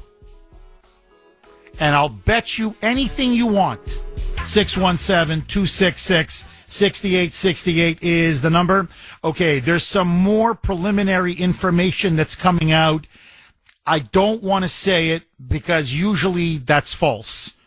But anyway, there's some media outlets about who turned the suspect in. I'm going to wait just a little bit more. I want to make sure that's absolutely confirmed. But let me just repeat this. President Trump now has said with a high degree of certainty, he now believes they have captured the suspect, the perpetrator, the murderer of Charlie Kirk. He is now in custody. They have him. And he says that it was someone very close to the suspect that turned him in. So, and that's all we know. The moment we know anything else, like the person's name in particular, or biography or profile, I promise we will let you know. 617-266-6868. Let's go right back to the blazing phone lines. Bruce in Woburn. Thanks for holding, Bruce, and welcome.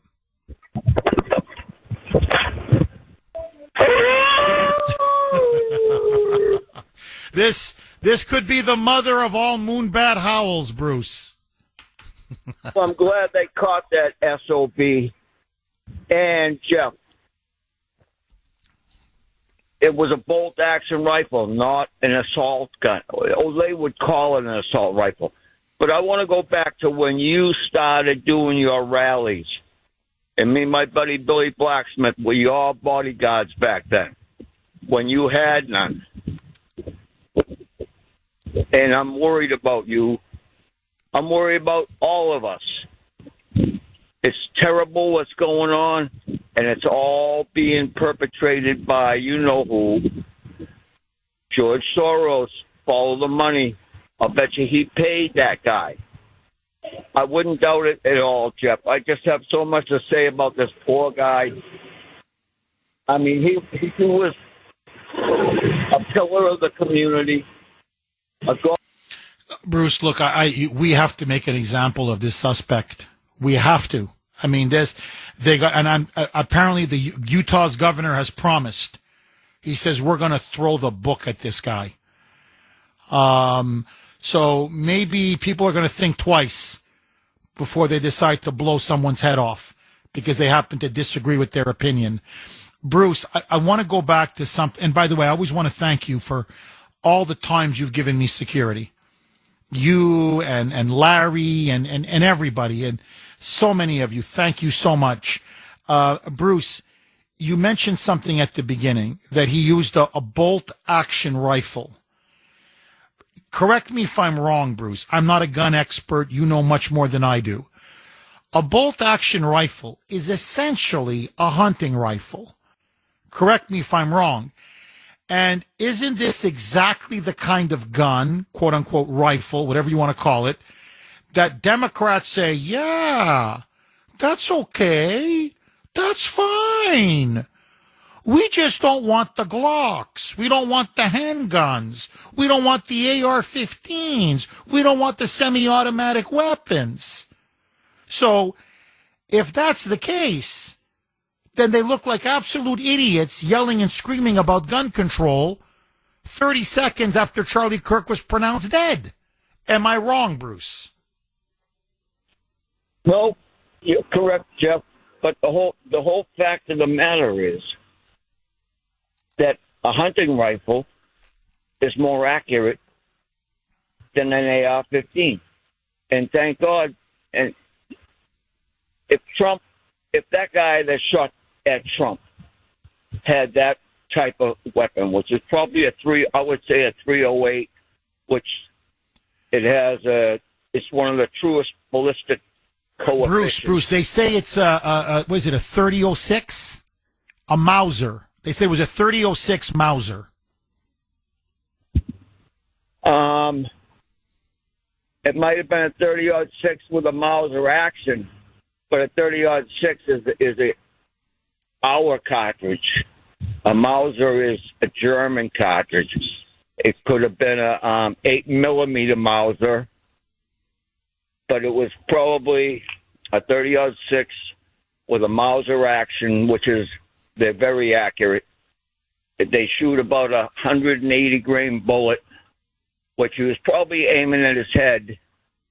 And because of the drop in the bullet, because I am pretty much a ballistic expert, I know all about ballistic coefficients and how many feet per second. But at that distance, Jeff, 200 yards, I've shot wild boar at 260 yards with a 300-grain bullet. Now, this guy, that bullet dropped and hit him in the neck. It's just, the whole thing is I was horrified when I heard it. Oh, I know. It's sickening. Bruce, I just want to ask you one final question. You're saying, I don't even like to go down this road. It's so dark, but I have to ask. Had the Butler assassin, the wannabe assassin, the one that targeted Trump in Butler, Pennsylvania, you're saying had he used, say, a 3006 Mauser, like this guy did, a hunting rifle, more accurate than an AR-15, you think maybe Trump would be dead? Is that what you're saying? I think just the fact that he moved his head at that tip, when he moved his body, it was just an act of God. Now, oh, you're saying, okay, the rifle wouldn't have made a difference. All right, interesting. Bruce, again, thank you so much. I really appreciate it. 617. See, that's why I love this audience. It's just such a well-informed audience. I always learn from the audience. 617-266-6868 is the number. Keith, in the great state of North Carolina. Thanks for holding, Keith, and welcome. Yeah, morning, Jeff. Hi, Keith. Yeah, good update that looks like they got a suspect in custody. We can get him interrogated and find out what organization he can work with. I had two different points. One, I think this was a strategic hit because I looked up Charlie Kirk, and he just made the eligible for president in 2028. And if he ran, he could have been either president or maybe a possible shoo-in for J.D. Vance. And they decided that they didn't want him there. And two, I think Trump needs to go to Mike Johnson and during this tragedy and try to work on a political speech protection act, which would grant federal Secret Service protection for large pundits that had organizations. And this would have protected Kirk and gave him Overwatch security for outdoor venues, which would have saved his life. That's interesting. That's very interesting. Keith, let me just bounce off of what you're saying. Do you think it's time for us, look, you know me, I'm a constitutionalist. I believe in equality under the law. I don't like protected classes. The whole theory or principle or idea of protected classes is repugnant to me. But we have protected classes. That's just the way it's developed over the last 40, 50 years. Should we now have conservatives? Really, seriously. MAGA supporters, Trump supporters, conservatives, those of us on the right, however you want to define us. Should we now be considered a protected class? In other words, so if they do want to keep going after us, there's going to be even extra penalties, extra punishment, and even more of a disincentive to do so. What say you? Yeah, I think there needs to be stricter guidelines for any person trying to do incite political violence to both sides of the spectrum needs to be acted accordingly. But like what for the idea I had for the Political Speech Protection Act was somebody who with a large following like you, a Michael Savage or a Charlie Kirk, where they would, they have, hundreds of thousands of followers and they have organizations behind them usually. They need to be federally protected. Interesting. Keith, very interesting. I know Trump's people are listening, and I think they're taking notes. Keith, great idea. Thank you so much for that call. Michael in Somerville. Thanks for holding, Michael, and welcome. How are you? Glad to hear you're feeling better. Yes, slowly but surely I'm getting a little bit better. Thank you, Michael. Yeah, I am sickened by all this nonsense, and I got 2 points to make. My first is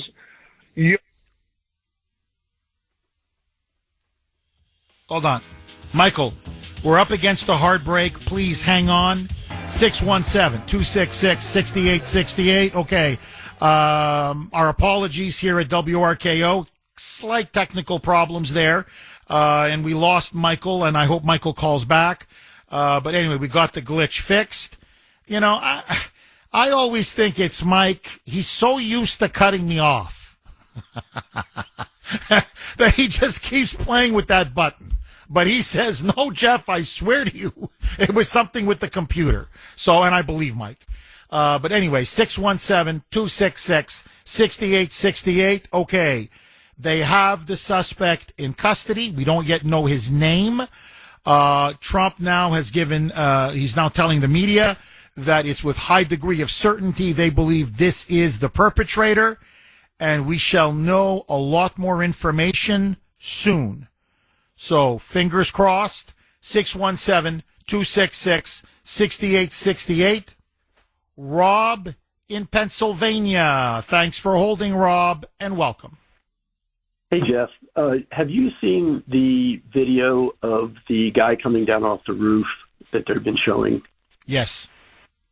If you rewatch that, it doesn't look like he's carrying a rifle. They said they found a rifle in the woods, but you can discern that he's got a backpack on, and it looks like maybe carrying a sweatshirt, but it's real floppy, flimsy, and then when he drops down to the ground, it sort of folds, but it sure doesn't look like he's carrying anything like a rifle. Now, New York Post did post a picture of what they say is a rifle, and it shows a bolt action, but it's not like a breakdown rifle with a collapsible stock or anything like that. So it just doesn't look like he's carrying a rifle. And how, if they said they found it in the woods where he was headed to, that part just, I don't want to throw conspiracy out there. I'm just looking at the video. No, that's a very good point, Rob. Really, it's an excellent point. Look, this is the problem. There's so much. I know because I've done so many of these over the years. A lot of the preliminary information turns out to be wrong. It's not that people are malicious. It's just you just get things wrong. And people are jumping to speculation and all over. And people make, the police say certain things and it turns out they really didn't say that, or they were wrong and the media ran with it without corroborating or confirming it. So look, we're going to know very quickly if we're being snow jobbed. I'm telling you this right now. And we're going to know very quickly if this was a lone wolf, and I seriously doubt this was a lone wolf, or whether this was part of a larger conspiracy and a larger network. And I believe it's quite obvious it's going to be part of a larger network. I think there's no question. There's no question. And look, I've been reading articles now. It's been about 2 days, certainly the last day and a half, where people are saying this was pretty professional. This was a clean shot. I know it's 200 yards, and many, people who are gun experts say, Jeff, 200 yards is nothing. But they're saying it was a very clean shot. This person looks like he, got some training on the gun range at least. Clearly planned the entrance, planned the spot on the roof. He, this was a well-coordinated, well-planned, well-organized assassination. And apparently went right on the roof, right in that area, where he could get away quickly and literally be miles ahead of law enforcement before they could even do anything.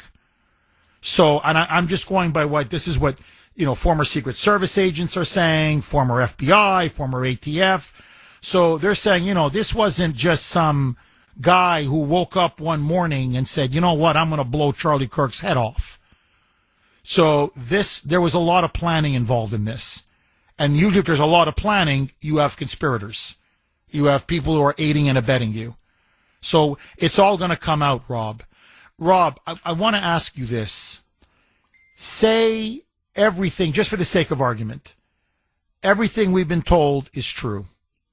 This is some college-aged radical leftist, some proponent of transgender ideology, maybe even a transgendered person himself, we'll see, a member of Antifa or ties to Antifa. Will this assassination permanently discredit the radical Democrats and their violent, incendiary rhetoric? In other words, do the Democrats and the media know that this time America is going to blame them and they have blood on their hands? I'm just curious. Well, it seems like to a degree that's already started to happen, but I don't think it's going to deter them.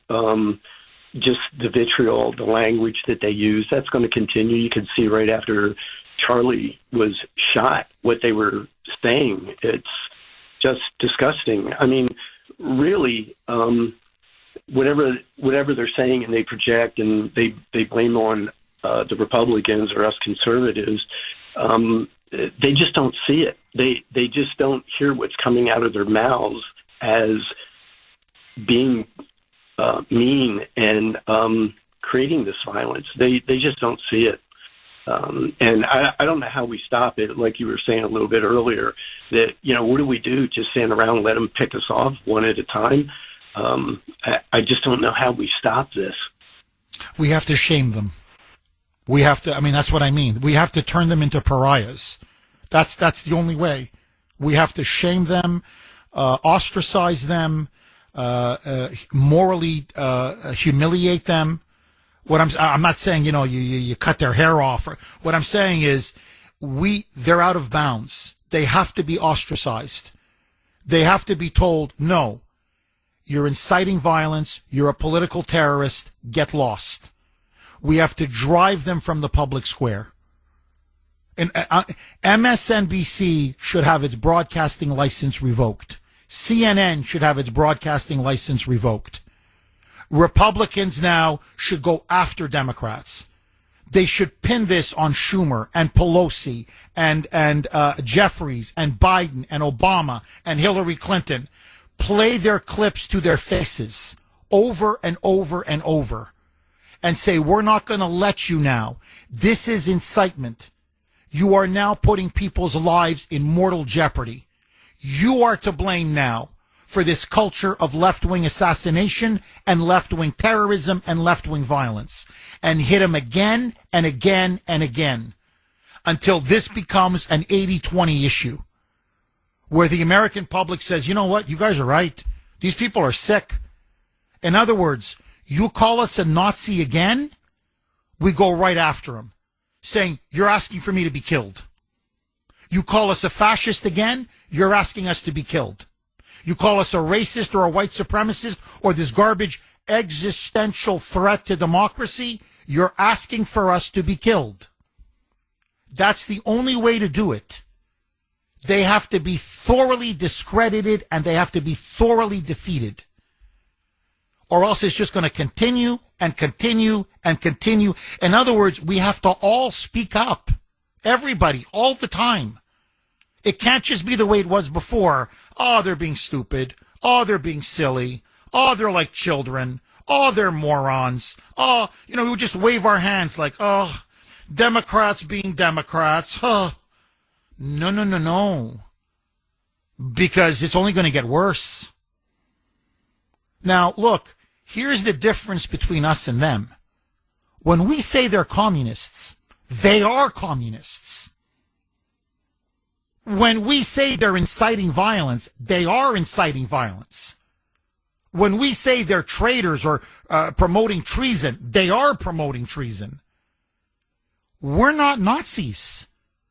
We're not fascists. We're not white supremacists. We don't pose a threat to the Republic, to the Constitution, to democracy. We believe in free and fair elections. These people are insane. So if in your mind, freedom equals fascism, and that's what they believe now, free speech is fascism, borders is fascism, capitalism is fascism, wanting to deport illegal aliens is fascism, then you're mentally not right in the head. Seriously. It's the way we have to treat transgender people. No, there are two sexes. And no, I'm not going to get sucked into your mental illness. You're mentally ill. You're a woman and you think you're a man, you're mentally ill. You're a man, you think you're a woman, you're mentally ill. Now, I'm not going to be drawn into your mental illness. You're mentally ill and you're mentally ill. That's it. So you're not going to be in women's sports. You're not going into women's locker rooms.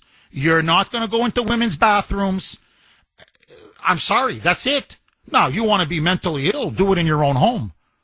But you're not going to do it to us anymore. It's the same thing now. You think we're Nazis? You don't know what a Nazi is. You're an idiot. You're mentally ill. That's it. I mean, we have to start doing that. So, and by the way, I just have to say this. A movement that literally believes in equality under the law for everyone, equal rights for everyone, that everyone rises in our country. That's the MAGA movement. And that's Jim Crow? That's KKK? That's white supremacy? No, you're mentally ill. No, you're inciting violence. F off. We have to start doing that. And trust me, it's going to work. I mean, initially they're going to resist, obviously. But if we keep doing it over and over, every conversation, the moment they go down this road, you cut them off. Right there on this. I don't even want to debate the issue. You have no right to call me that. You're crazy. You're insane. You're a liar. You're a smear merchant. You are now putting a target on my back. You are not going to get me killed. That's how we have to respond. And if we all do this, we're going to crush them. We're going to crush them. But we have to speak out. All of us. We have to all become Charlie Kirks. That's the meaning of his death. It's not just, Charlie and me and whatever, Savage or Mark Levin or whoever. It's not just a few of us. No, it has to be all of us. We are Charlie Kirk. I am Charlie Kirk. If we do that, we have the truth. It's the most powerful weapon in the world. All we have to do is speak it. Rob, thank you very much for that call. 617-266-6868 is the number. Agree, disagree. Johnny in Somerville. Thanks for holding, Johnny, and welcome. Jeff, you don't think Charlie Kirk was a racist? You're the KKK guy again? All right, tell me, what did he say that was racist? Name me one thing. I asked you a question. You don't think Charlie Kirk was a racist? That's all I asked you. No, he was not a racist. He was the opposite of a racist. People weren't intelligent to fly a plane. What is that, Jeff? You got a lot of black collar plaques. Come on, Jeff. You know the man was Whoa. What did you just say? I didn't hear you. Oh, you heard me. You act like you don't want to hear me. But, Jeff, you only been in this country 2 years, but you speaking all that hate stuff. Stop it. Go back to Canada. Go back to Canada. I've only been in this country for 2 years? You're insane. You know that. I'm telling you, you're insane. And you're not just insane. You're a hater. Why should I go back to Canada? I'm an American citizen. Why do you hate me so much? You see, that's what Hitler did. That's what the Nazis did. You didn't like their ideology? They'd either imprison you, kill you, or kick you out of the country. Why do you want to kick me out of the country? Why are you such a hater? Military guy. We don't need no hate in our country. I fought for this country. The only hater is you. Well, why can't you? Why do you want me to go back to Canada? Who are you to tell me to go back to Canada? I'm an American citizen. You rather speaking all that, making money off these people, man. They falling for that stuff, man.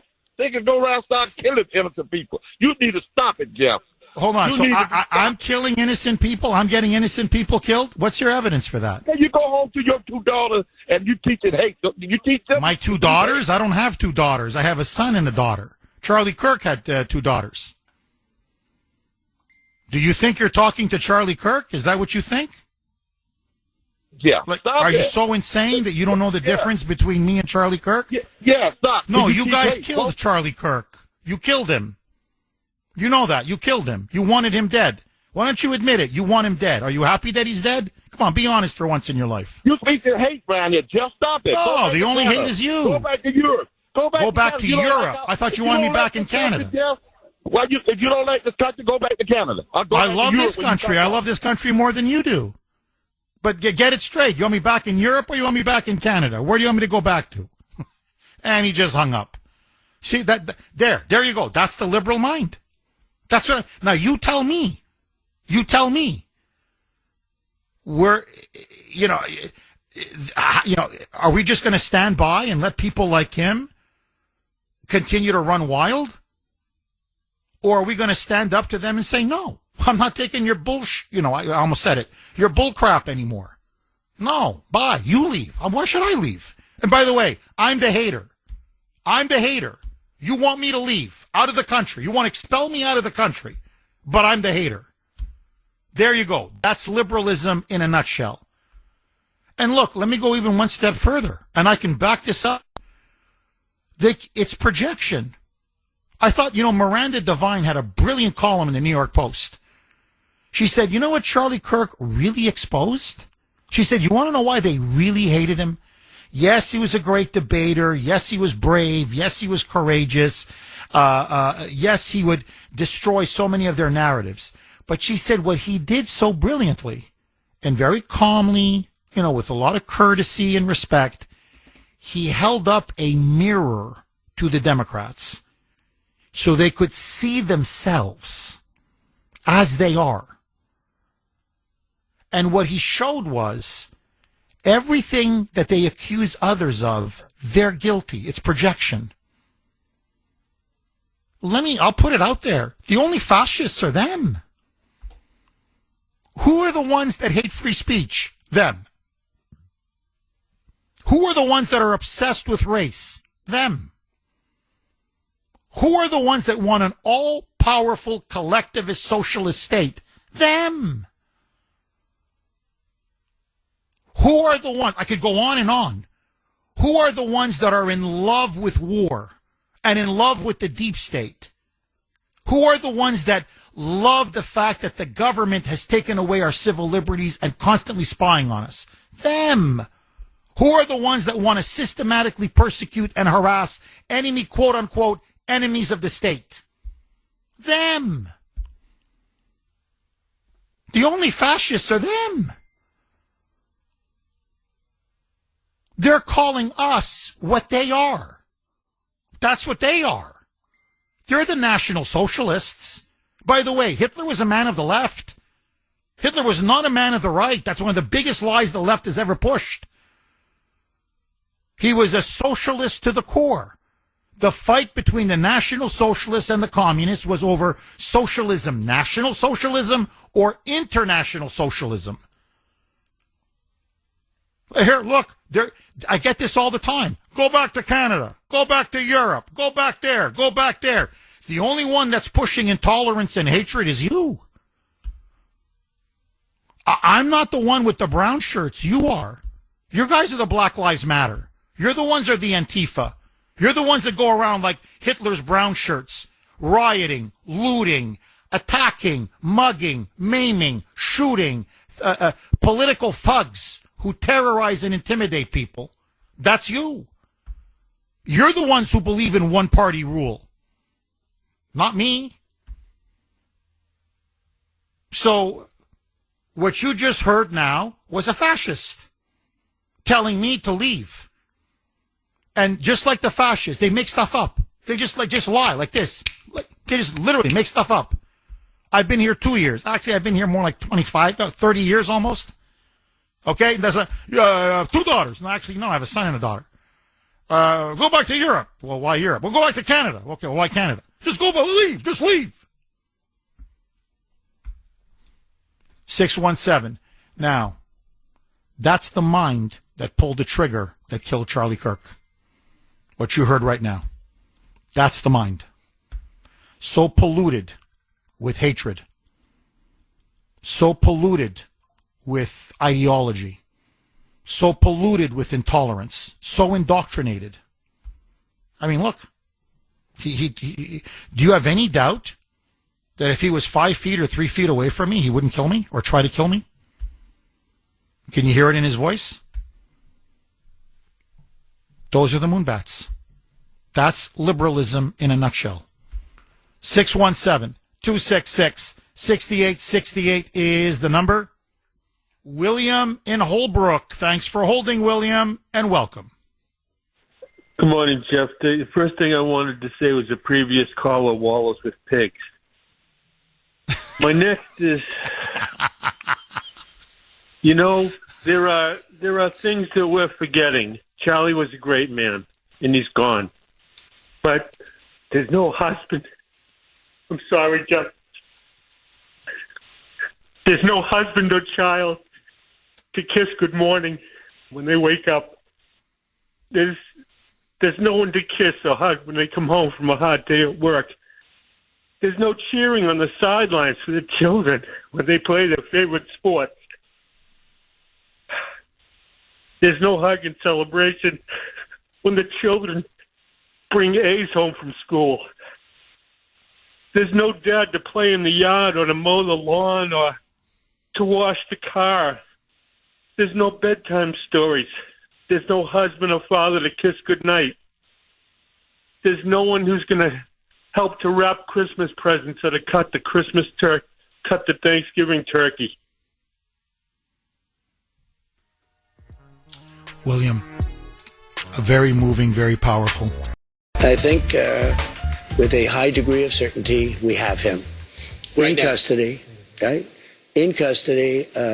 Everyone did a great job. We worked with the local police, the governor. Everybody did a great job. Getting somebody that you start off with absolutely nothing. So that was President Trump just maybe an hour ago saying that they have now arrested the suspect, the alleged murderer and assassin of Charlie Kirk. 9:20 here on the great WRKO. Jeff Kuhner, Boston's bulldozer. Okay, now, according to the Daily Mail, so if this turns out to be a false story, please don't blame me.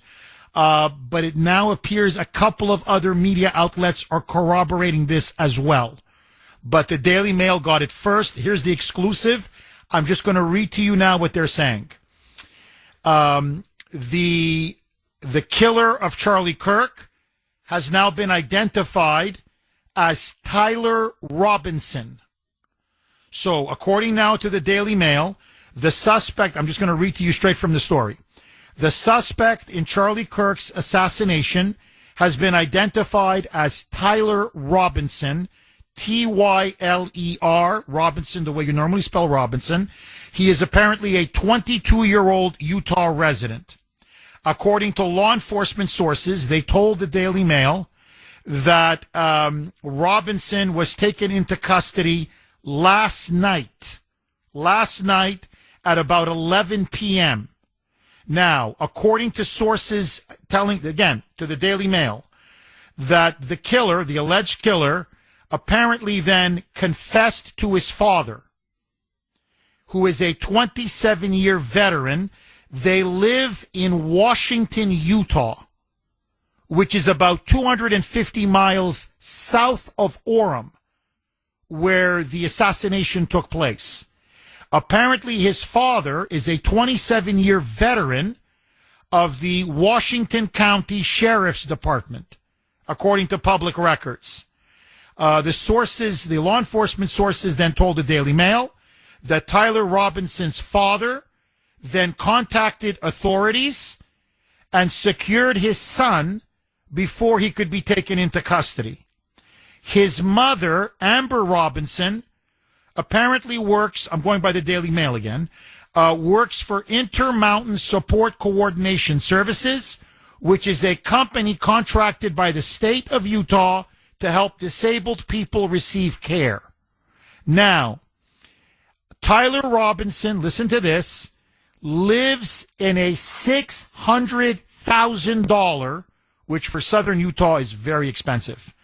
The alleged shooter, Tyler Robinson, lives in a $600,000 6-bedroom home in Washington, Utah. So this is at upper middle class from everything I'm reading.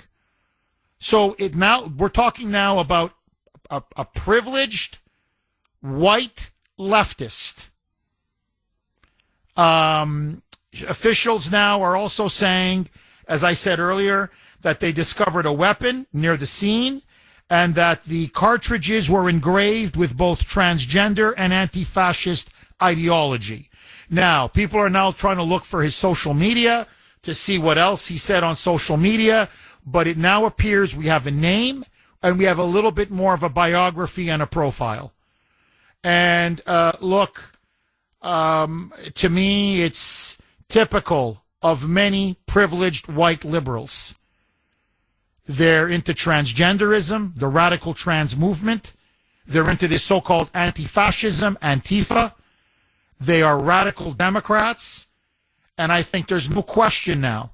He thought by killing Charlie Kirk, he would become a folk hero to the left. 617-266-6868 is the number.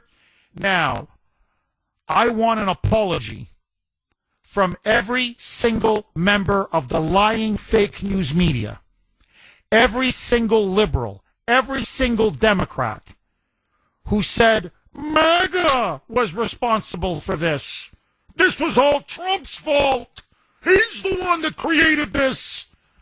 No. Again.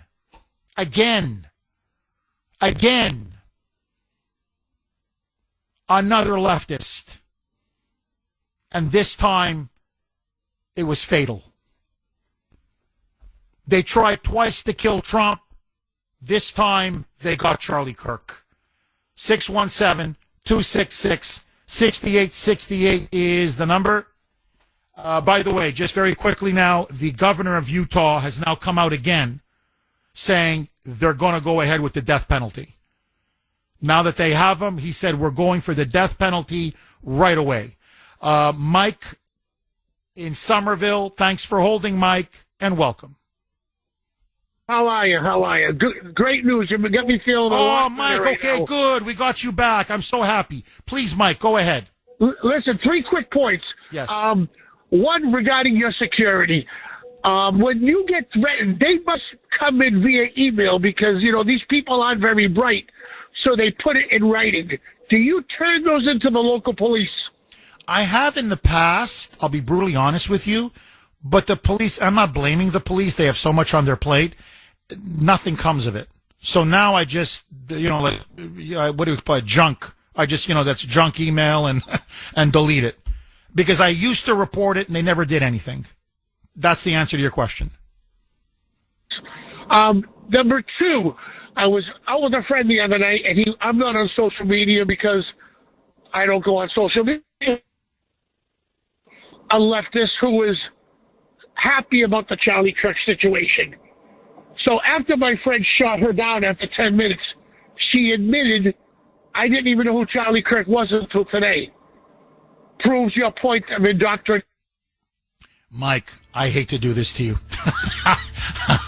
Please hang on. 617-266-6868 is the number. Okay, we're going to go right back to Mike in Somerville, but before we do, very special announcement today. Joining me now is not Kelly, who usually comes on at this time, but William Kelly Jr., Kelly's son, also the son of the late Bill Kelly, one of my dearest friends. William, I know you've got a huge announcement to make. I can't tell you how excited I am. Welcome to the Kuhner Report, and how are you? Jeff, I'm well. Thank you for inviting me on here, and I've got some big news. After half of a year of work, the secret is out. I wrote my first book, and Jeff, you're in it too. It's called Only the Good Invest Young, and think of it as a financial roadmap for my generation. I cover the basics people need but often miss, like how retirement accounts really work, why compound interest is so powerful, and how to start building a smart portfolio. But it's not written as a dry textbook. I kept it understandable, unorthodox, and packed it with wisdom from amazing contributors with life-changing advice, including an exclusive interview containing unheard of information about you, Jeff. I also answer key questions from my Gen Z peers and answer them promptly, and the book will be out in hopefully early October, but just in time for Christmas, a perfect stocking stuffer for kids or grandkids, and it'll eventually be available on Amazon. And if you'd like a complimentary pre-order from the limited first run, call 888-800-1881 or email kelly@kellyfinancial.org. So, Jeff, I can't wait to share it. And I want to wrap this up by saying, God bless Charlie Kirk.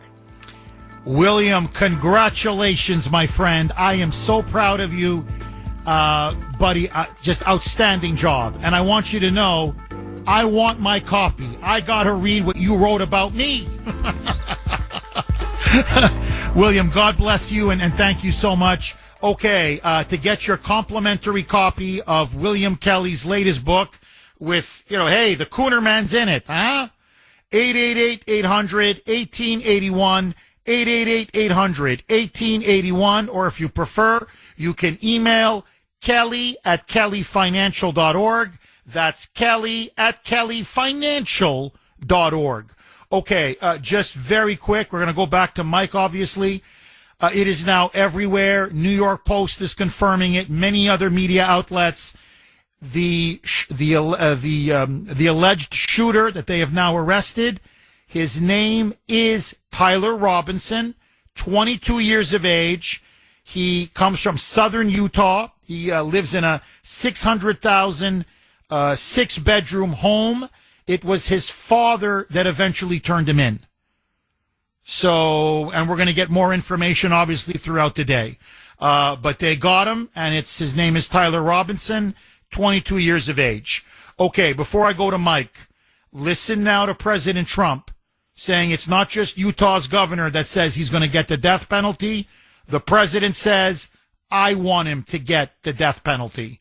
Roll the cut, Mike. So, Mr. President, there is the death penalty in Utah. Yes. And I do know this is going to be a federal case, and there's many of us believe that Charlie was targeted because of his political ideology. Yeah. What's going to happen to this guy? Well, I hope he's going to be found guilty, I would imagine, and I hope he gets the death penalty. What he did, Charlie Kirk was the finest person. He didn't deserve this. He worked so hard and so well. Everybody liked him. I couldn't have said it better myself. All right, let's go right back to Mike in Somerville. Mike, you were, please, can you just finish your second point? Because it was so important how, there was this debate with a friend, a liberal friend, who said that, she was so happy that Charlie Kirk was killed. And then after about a 10-minute back and forth and argument, she admitted she knew nothing about Charlie Kirk. Mike, forgive me. Can you just repeat that for the audience, please? Yes, yes, Jeff, thank you. I was out with a friend the other night, and again, I'm not on social media because it's all ridiculous, but he is, and he was going back and forth with a liberal friend of his, and she was saying, I'm going to paraphrase, Charlie Kirk got what he deserved, I'm so happy, all the nonsense. So after 10 minutes of an exchange, my friend put her in her place, and she said to me, she said to him, as I was sitting next to him, I didn't know who Charlie Kirk was until today. So it goes to show you, they just repeat what they hear. It's disgusting, Jeff. Wait a second, here's the kicker. I expect that from a millennial, a 30-year-old, a Gen Z. This woman is in her 70s. Oh, my God. In her 70s. I'm a 59-year-old man from Somerville, born and raised. And by the way, give that other kid from Somerville my address if he wants to debate this. And Mike, I know you want to get another point in. Please, go ahead. Oh, so here's the thing. My mother's 94 years old. 76 years she's been voting Democrat. You are solely responsible for making a change to an independent. Oh, that's great. Mike, Dynamite call. And please give your mother my best. Mike, thank you very much, my friend. Well, look, there you have it. I mean, that's what I mean. They're like a bunch of zombies. It's frightening. Like, it's really frightening. Now, in the old days, yeah, people were, they'd follow a party blindly, blind loyalty. But it would be like, whatever. Oh, the Republicans are going to steal your Social Security. You know what I mean? It'd be some kind of a stupid talking point that they would just mindlessly repeat.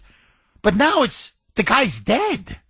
I mean, we're talking about murder, political murder, assassination. Oh, you had it coming. He was a fascist, a Nazi, a hater. And you're like, do you know anything about him? No. Ay, ay, ay.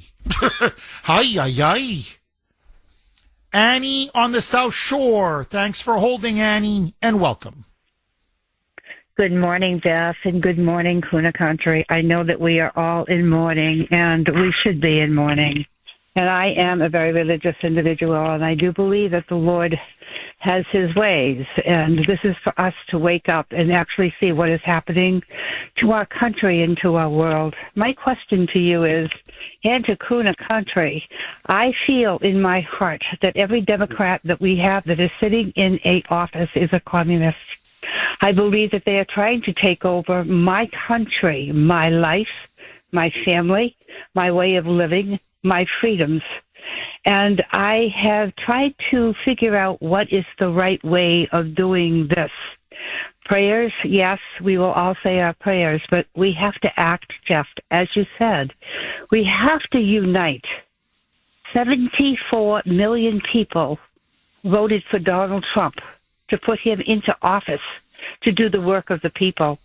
I do believe that is what he's trying to do, and I do believe that we, the people, need to stand up and be heard, and we need to roar. And that roar needs to be heard from the bottom of the bowels of hell to the highest point in heaven, that we have risen, we have done. We're not taking any more of this. Innocent people, good people are being slaughtered, and we can't stand for it anymore, Jeff. I don't know what the answer is. I mean, I used to have history class and learn different things, and maybe people out there, you're smarter than me. But does it come down to martial law? Does the president shut the country down and say we're going to do a reset? What do we do? Well, I mean, it's a brilliant question. I mean, Annie, as they say, it's the $64,000 question. Look, I think we're going to wait. Let's wait a couple more days. And I think we're going to know exactly who this person is, what motivated him, his network, his connections. And I think then Trump is going to launch a domestic campaign against radical left-wing terrorism. And I think it's time to take the gloves off. So I think politically Trump is going to have to do that. Because already, look, there's this big social media site that the left goes on. It's called Blue Sky. It's like kind of like their alternative to Truth Social or even X, it used to be Twitter. It's of liberals, by liberals, for liberals. They're already, forget celebrating Charlie Kirk. This story's everywhere now. They're already saying, we got to kill Donald Trump next. And then they're saying after him, it's got to be J.D. Vance. And then they're saying Elon Musk. And then they're saying Ben Shapiro. Because Ben Shapiro has now come out and said he's going to replace Charlie Kirk. He wants to go to these college campuses and debate and, discuss with students. So he'll be the new Charlie Kirk.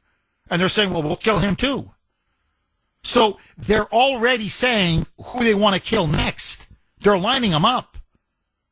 So what I'm saying is he's going to have to declare a domestic war on left-wing violence and left-wing terrorism. There's no question now. And that's going to be the political side. But Annie, let me tell you, from the bottom of my heart, we have the power. Look, Charlie Kirk in many ways is the Martin Luther King of our time.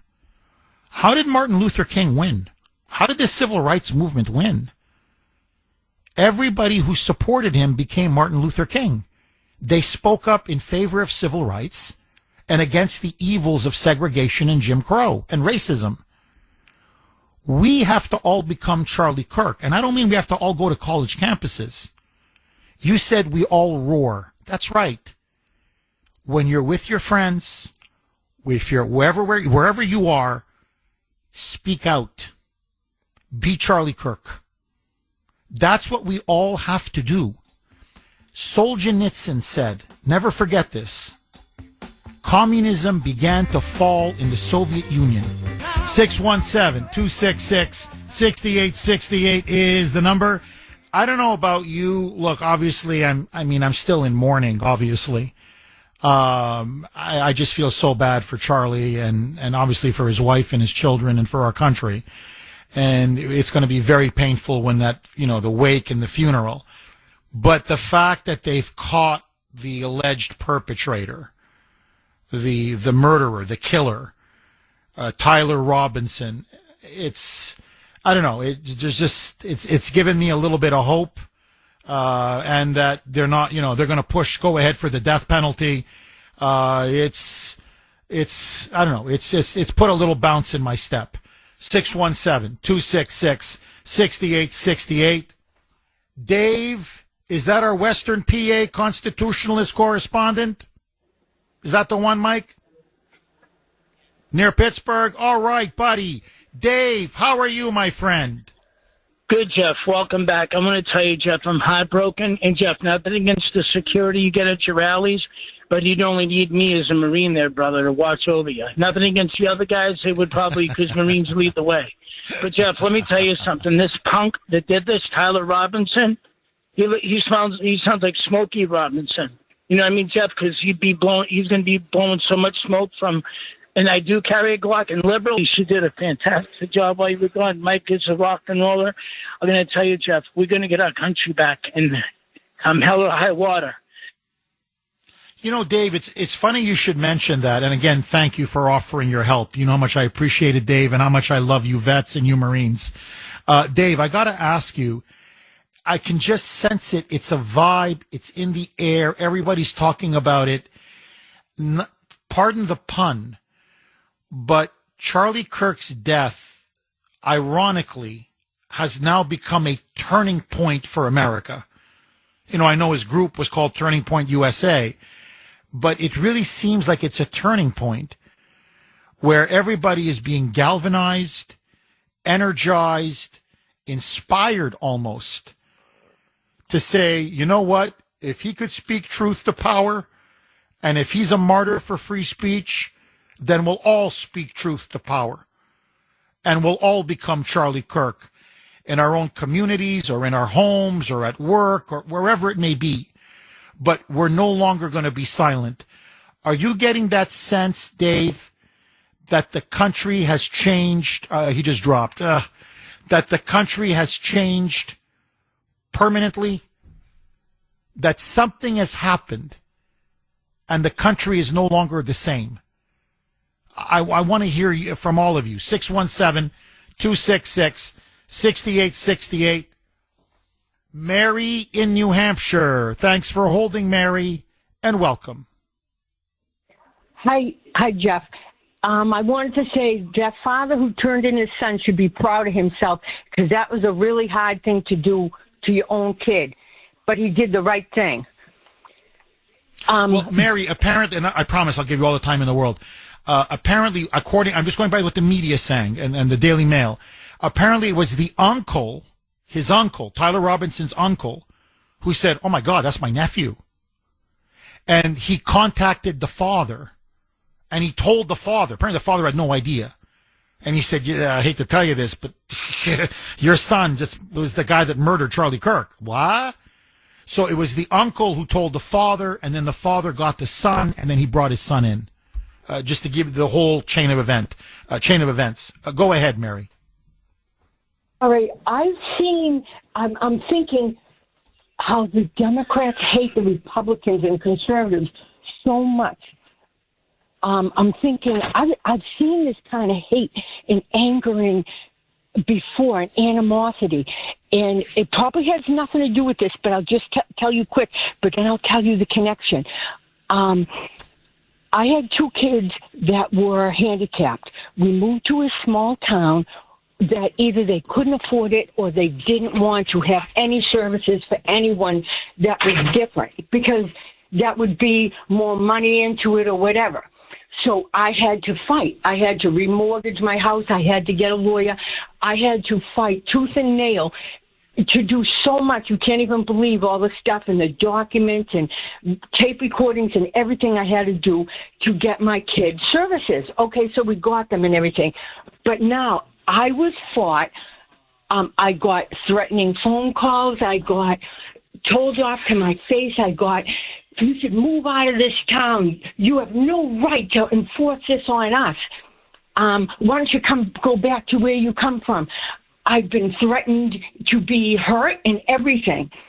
Just because of fighting for my own kids.